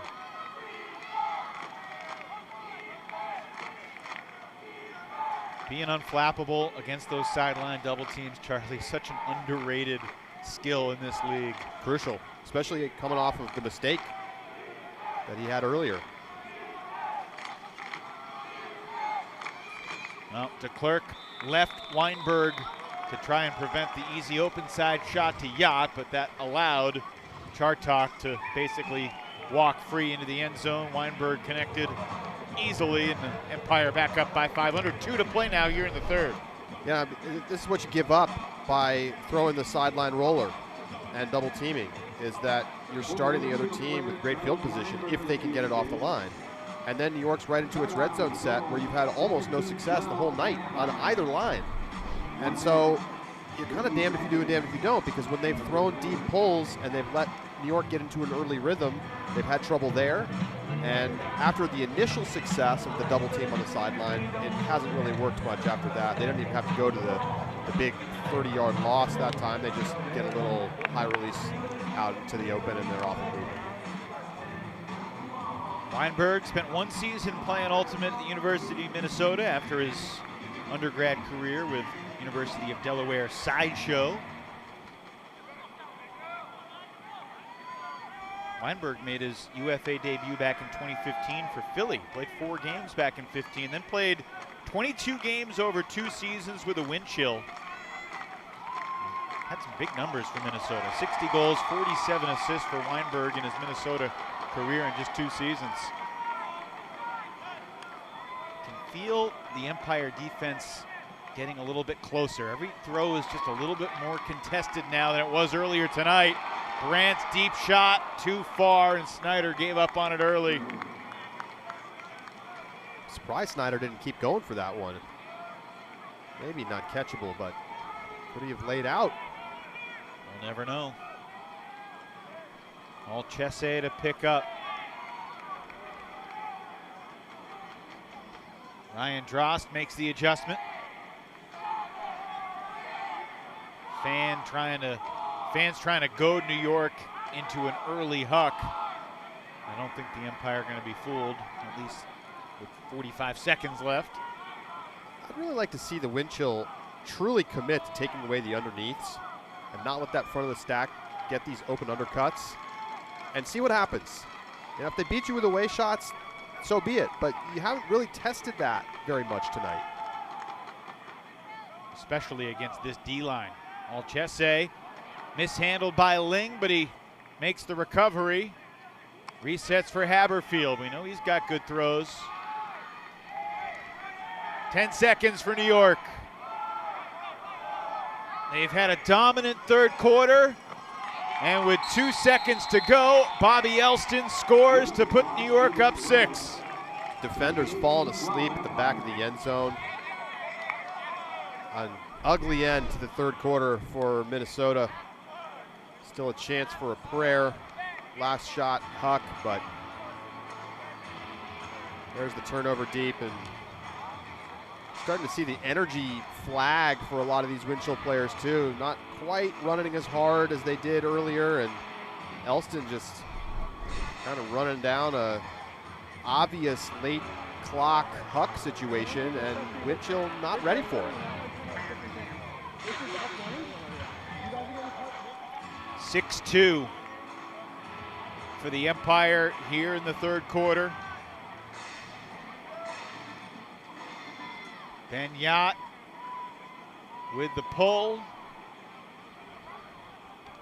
that's not how you want to try to get a full field Huck off. Clock starts when he picks it up. Oh my goodness, this is going to be a turnover, but not enough time for New York to convert another break, but a dominant 12-minute third period for the visiting two-time reigning UFA champions. Just 2 goals in the quarter for the Winchell. They came into this second half down just 2, and now it feels like the hill is too tall to climb. Defending champs rolling here through 3.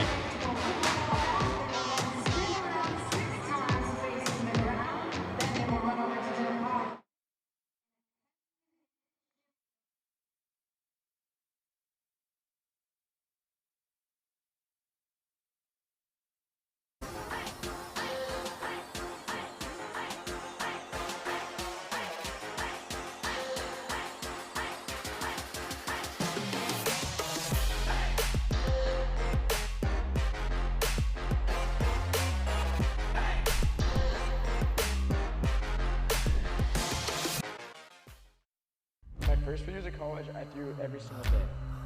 Of course you want to be a champion. Of course you want to be working towards winning titles. Be happy, but never satisfied.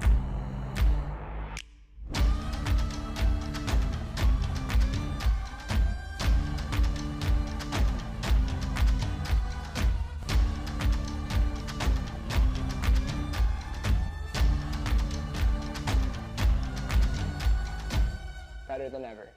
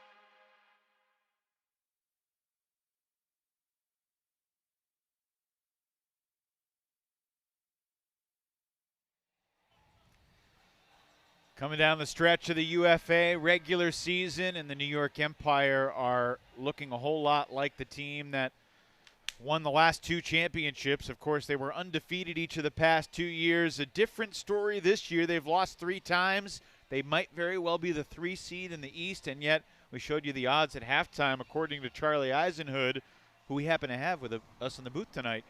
He's got the Empire as the second most likely team to win the title according to the odds. Well, I think they're still the favorite to get out of the East, and that's really why those odds reflect that. You know, they're going to have to get through those teams either way. It's very unlikely they're going to end up with the 1 seed, though it is still possible. Winning here tonight puts them in a good spot to be able to beat DC at least by 3 goals to take the 2 seed and maybe the 1 seed. Matt Rader sending Quinn Snyder. You understand the shot. Minnesota needs to get some goals quickly, but not a high percentage chance by any means, and it is an easy turnover for New York to pick up. Elliot Chartok looks around, chases it down, and rips a deep hawk. Ryan Drost chased from behind by Greg Cousins, and nothing Cousins can do there. Elliot Chartok has made a difference on the D-line without Marquez Brownlee and John Randolph. He said, Elliot, go pilot us with some breaks, and the Stevens family and the New York Empire fan base that made the trip enjoying what's now a 7-score lead. There's something familiar about 1912 New York in front here on this field, Charlie. We can reminisce. I mean, look, New York has now gone up against the best of the West. Salt Lake 2 weeks ago destroyed them. Here they are against the top team in the Central, up 7, and it could be more by the end of it. And Ryan Dross gets sniped a little bit. Best team in the East coming up next weekend. And if they beat, again, exactly, if they go in and they beat DC in Hartford, I should say, not exactly New York, close to New York Metro, we can say. Another drop from Minnesota there. Then they've taken down 3 of the top teams, and maybe they'll see the top team from the South at championship weekend, and they'll complete the sweep.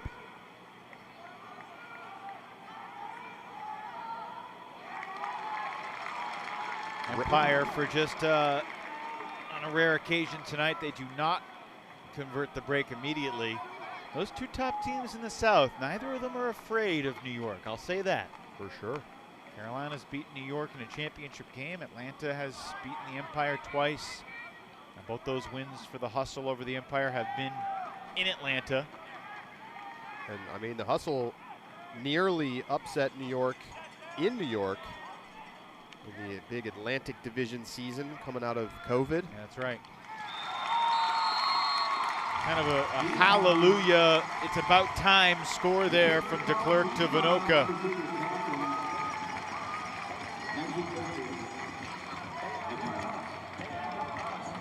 And I think you see DeClercq there, coming back over, playing some offense. They need their whole team to beat a team as good as New York. What does this look like if Tristan Van de Potel is out there captaining on the D-line, and you can slot everybody one slot better than where you want them on your lineups? Now, I'm not sure that it's enough to overcome this deficit, but I think the wind chill, they've played a little better than being down 6. They're still going to have a lot of lessons to learn from tonight. They're going to be different lessons than what they need to take from last week against Chicago when they played with no energy.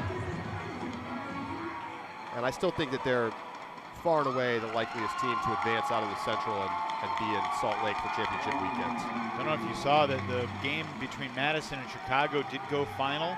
Radicals 21, Union 13. Wow. Dominant performance from the Radicals. So they're in the driver's seat to get the 2 seed in the Central Division. Madison had just 8 turnovers tonight. Double check, but I think that's a franchise record for a team that's been around since 2013. It also gives them the head-to-head tiebreaker against Chicago, even though they're 1-1. They blew them out tonight, and they only lost by 1 earlier this season. That's right. Now, if Indy runs the table, there could be a 3-way tie, and some kooky things could happen because Indy, if Indy beats Madison, would have 2 wins over Madison. Indy also has a win over Chicago at the buzzer. So the Central Division still with some uncertainty in those 2, 3, 4 spots, but Madison in pretty good position. They know if they can win next week against Indy, they'll be the 2 seed and have their first home playoff game since they won the championship on that home field, downtown Madison, 6 years ago. And as we're discussing the permutations in the Central, New York just casually works it down and punches it in.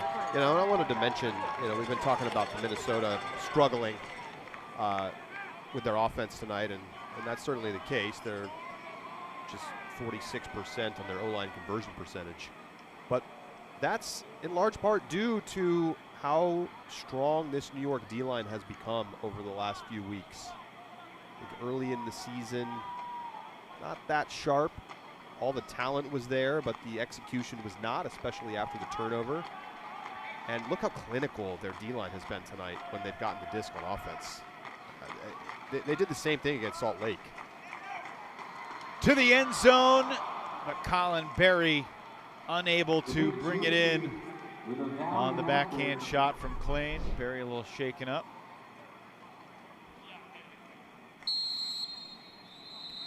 Yeah, a little bit of a misthrow there from Klain. I mean, a lot of times Berry's going to come up with that, but it needs to be a better throw. That's Klain's 4th turnover tonight. Hopefully Berry's all right. He's up and coming off under his own power. Just a little shaken up. We talked about it at halftime. Winchell were 7 of 9 on their hucks in the first half. They're 1 for 5 in the second half. About as glaring of a disparity as you could ever see. Yeah, you don't even really need to see the stats to know how bad it's been here in the second half. What are your early thoughts about New York hosting DC in Hartford? As you said, the Breeze beat the Empire by 2 in early June in our nation's capital. New York a different team now, that turnover notwithstanding. You know, I think the tricky part for DC is that they know they can lose close. And does that impact their mentality for that game? Obviously, they want to win, but it might be difficult for them to win on point diff, even if they do, to get the 1 seed over Boston, who has easier opponents next weekend, as we see another block. Well, in DC, I know what you're talking about with the point diff with New York being what it is, but DC still wants to win to get the 1 seed. Right. But my point is that it might be difficult for them to do that either way. But look, let's set aside the mentality part of it and just talk about the actual matchup on the field. I think it's going to be one of the best games of the season. I think DC is a great team. They showed that when they just obliterated Carolina a couple weeks ago. And New York, when they faced DC earlier this season, was not even close to full strength. They were signing guys who played literally 1 game for the team and had never played with them before, and have not suited up since. And New York was still close in that game. So what's it going to look like with a full-strength New York against a full-strength DC? I do think New York has the edge, especially at home, but I think it could be a fantastic game.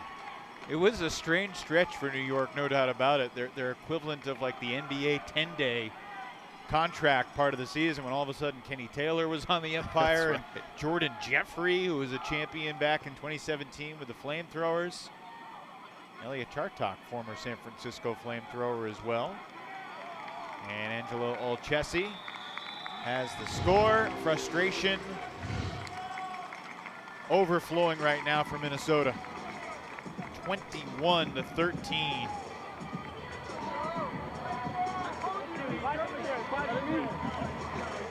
Chelsea's having a nice game. Sure is. This guy got 187 yards, playing all of his points on defense. He's 3rd in throwing yards behind Williams and Chartok. If you're a clipboard in the Twin Cities area, look out, because Ben Feldman has a propensity to snap said clipboards from time to time. It's been known to happen. Yeah, I was going to ask you who's the player of the game for the Empire tonight, but maybe I should rephrase. Which Chartok is the player of the game for the Empire tonight? Well, I think statistically you got to give the edge to Oliver so far tonight. Elliott's been valuable for the D-line, moving the disc. He certainly has. He's been playing both ways a little bit. I think because Oliver Chartok only has 1 turnover, I'm going to give him the nod. Elliott's got 3. But it's close. Yeah. Elliott's 9-0 points, 8 deep points, 30 completions, 2 assists, 2 goals. You know, just to go back to the clipboard damage, I think the frustration is maybe not so much that they're losing the game. It's that they're not really competing in the same way as they did in the first half. McCoskey's huck for Vinoka, incomplete. Bevon may have landed on the shoulder in a way that did not sit well. Oh my! I mean, now you got Barry's going off the field. Bevon shaking up, maybe lands a little funny on the shoulder here.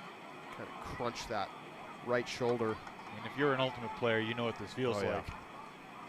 And at some point, you got to start thinking about the playoffs and being healthy because you're not going to come back in this one. Like, last thing you need is Vanuka unavailable in the playoffs, even for a game. He's the all-time leading goal scorer in franchise history with over 200 goals.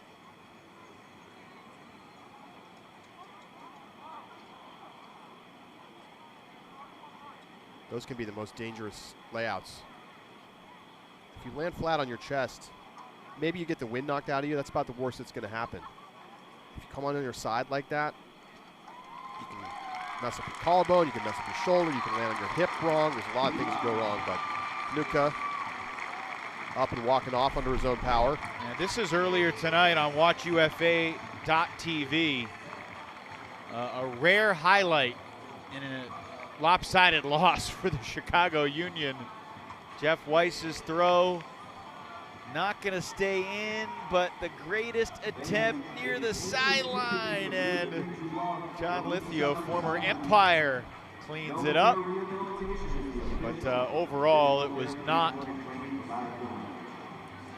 Chicago's night. Certainly two very disparate weekends for the Union. Coming to Minnesota, winning by 5, then losing by this exact score that we've got here, 21-13, over in Madison.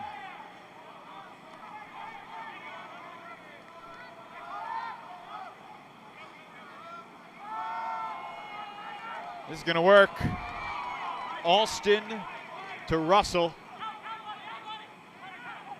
Connor finds an open man. It's the guy that threw him the huck.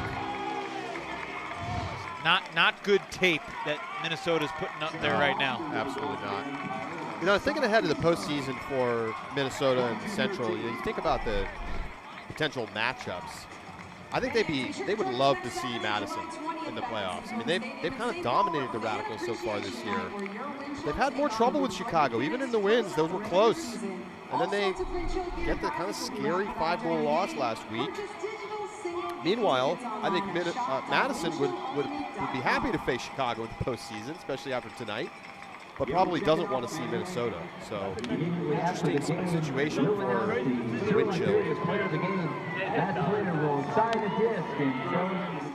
Will they be rooting for to face here in Minneapolis in the Central Division Championship game?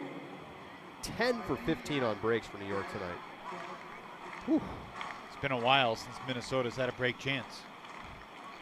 I mean, it's been a while since Minnesota's had a goal. They have scored 3 times in the second half.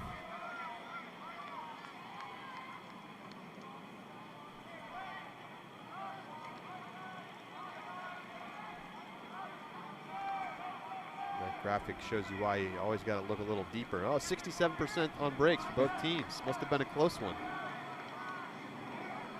Context is important.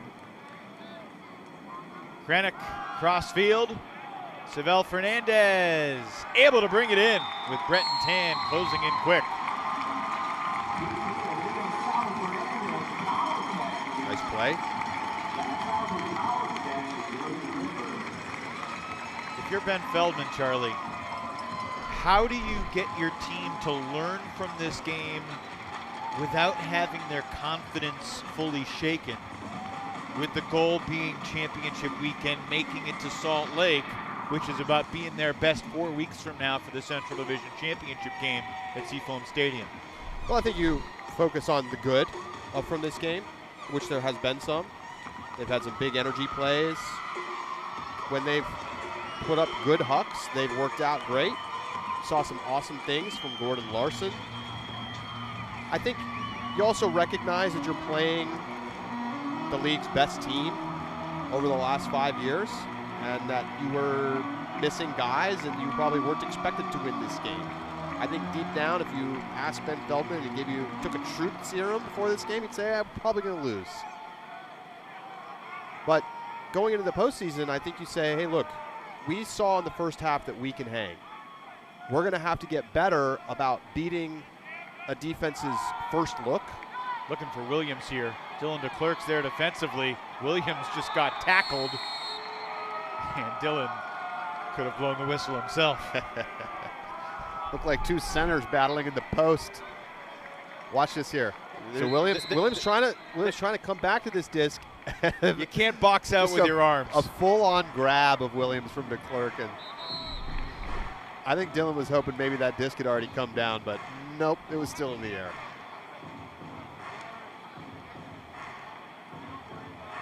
Interesting. I mean, I don't think they're going to call this an unsportsmanlike on Leclerc. If they did, he'd be ejected from the game. They are. Wow. And he's tossed. That's the softest ejection in UFA history. I mean, everybody's smiling. Oh, my goodness. They gave him a UC earlier in the game, and it looked like it could have gone the other way. And look, right here, there's something unbelievable from the referees. Thankfully not going to be the difference in the game. I mean, it's insult to injury, though, Evan. I mean, look how frustrated he is. I mean, which call is worse? Obviously, he fouled Williams there, but that's not a blatant, unsportsmanlike conduct foul. And even if you think it is, you can't call it there after you give him one on the other end at the beginning of this game when Antoine Davis ran him down. Terrible.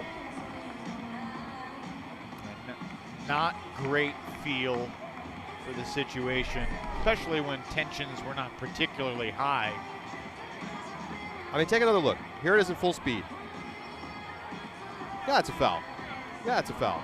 I mean, you could even say it's an intentional foul, and I'm sure that's what the referees are saying. It's like he wrapped him up. That's an intentional foul.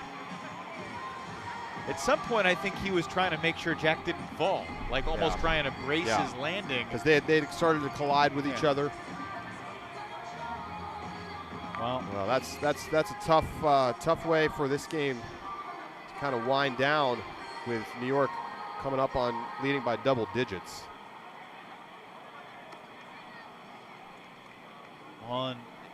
I hearken back to the New York Salt Lake game when Ben Yot was ejected in the first half, and Bryce Merrill used the integrity rule to bring him back into the game. And honestly, the biggest mistake the officials made that night was letting Bryce Merrill use the integrity rule to bring him back, because the rules do state that you can't use an integrity rule to overturn an unsportsmanlike conduct call. Will Brandt, can he get there? No, sir. We got a foul back on the throw, though, so we'll stay with Minnesota. We have sure seen a lot of discs floating just past receivers for the wind chill in the second half. Contact. This is a huck that won't count as an incompletion. If that was an incompletion, it would have made Minnesota 1 for 7 on their hucks in the second half. Instead, they're still 1 for 6.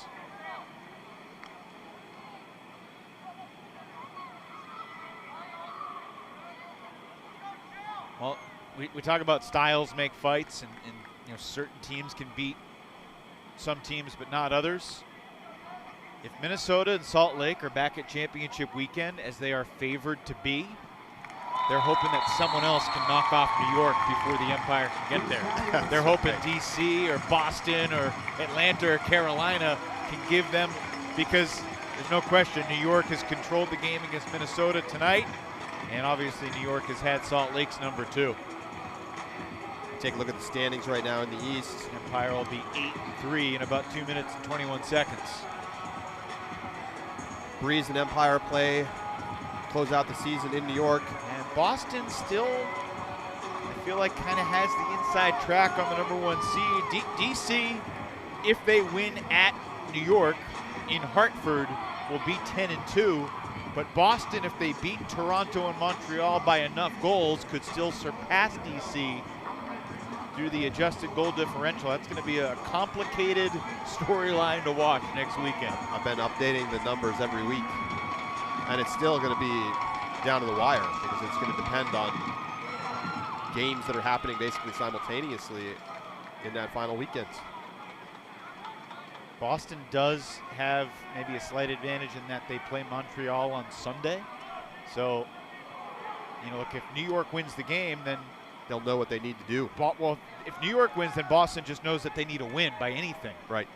If DC wins, then Boston would actually have a little wiggle room, but because they could lose and still be the 2 seed with their 3rd loss if DC wins and gives the Empire their 4th. But in order to be the 1, Boston would have to win by a certain number of scores. I believe this is the first break chance of the second half for Minnesota. Too little, too late. But it's a score for Anthony Jurley.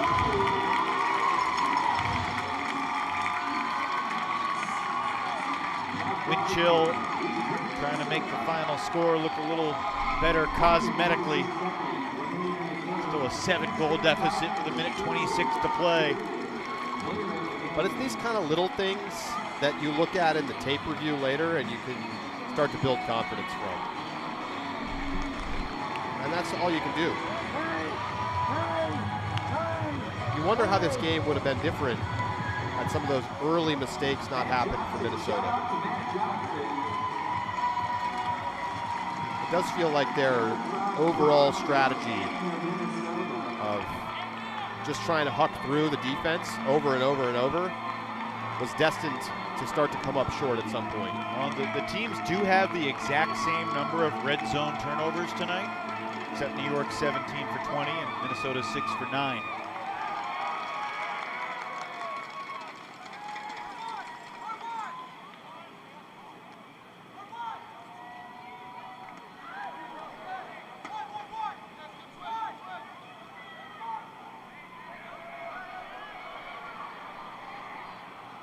All the way for Oliver Chartok. And now 24-16, and a frustrated Brandon Mattis kicks the pylon.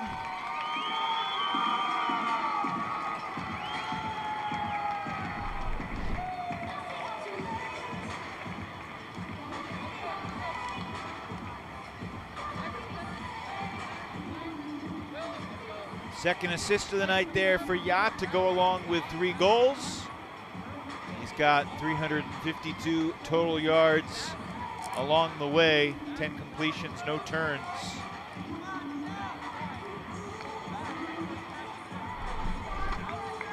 Yeah, it's been a heck of a game for Oliver Chartok, now leading the game in plus minus. +6 for New York. 6 goals and assists on just 1 turnover. 400 yards of offense. It's interesting how different a team this is for the Empire than the one that came and took the championship last year. I mean, you think about all the superstars that they're missing, and yet, same story. Pretty incredible what Anthony Nunez, Matt Stevens, and this organization has done to build in the depth, to bring in guys like Connor Russell and Axel Agami Contreras, develop the youth talent. Barry comes up empty again. A lot of almosts tonight for Minnesota. Yes, indeed. Too many.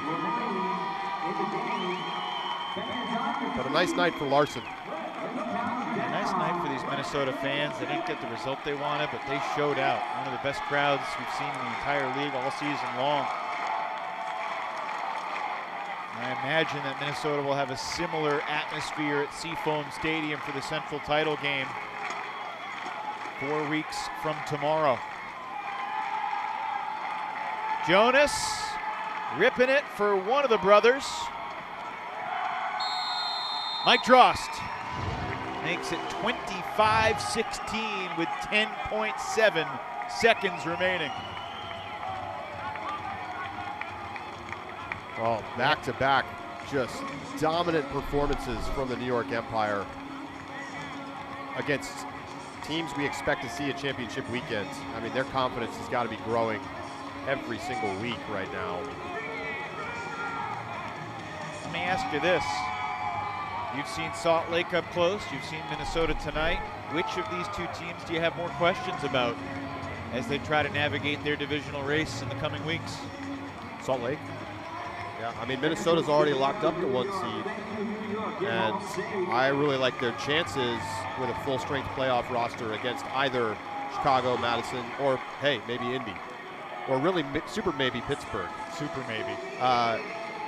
But Salt Lake, they haven't even passed the Seattle test yet, and then they got to get through the postseason. And you know, I think they're the favorites, but we've seen some cracks in their O-line. And when teams have started to take away what they want to do, kind of New York laying the blueprint 2 weeks ago, we've seen them really struggle. And I think we need to see, will Selfridge get back in the lineup? I think we need to see Jordan Kerr get healthy. Perhaps one final highlight of the night. No, Minnesota can't convert. Connor Russell with the emphatic spike after he intercepts the game's final throw. And the Empire come to the Twin Cities and dominate the second half. They outscore Minnesota 13-6 after halftime to win 25-16.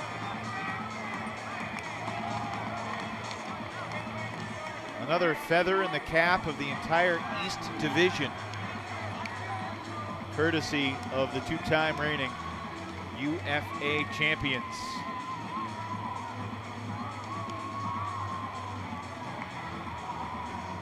So the only team to beat an East Division team from another division so far this year is the Atlanta Hustle. Took down New York earlier this year, but other top teams from around the league have come up empty. And you think and big. The Toronto Rush have one win this year, came against Pittsburgh. The Beasts in the East, Evan. Yep, that's the story as we head to the postseason, and the champions from the last two seasons rounding into their finest form. Empire victorious tonight, 25-16. We'll be back to wrap it up right after this.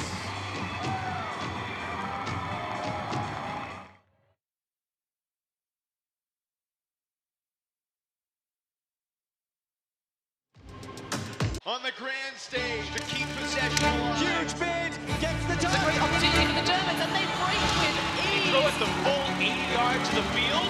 Are you kidding me? And an incredible catch. You are kidding me. Oh my God! One of the plays of the year.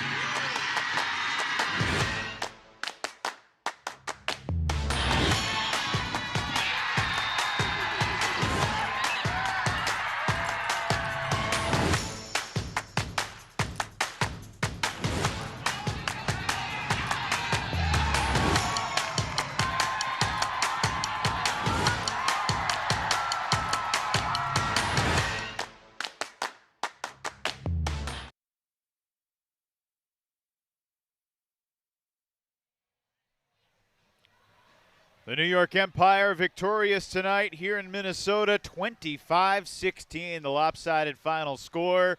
And a Minnesota kid named Ben Yott has put the headset on to join us. Ben, thanks for your patience. Congrats on the win tonight.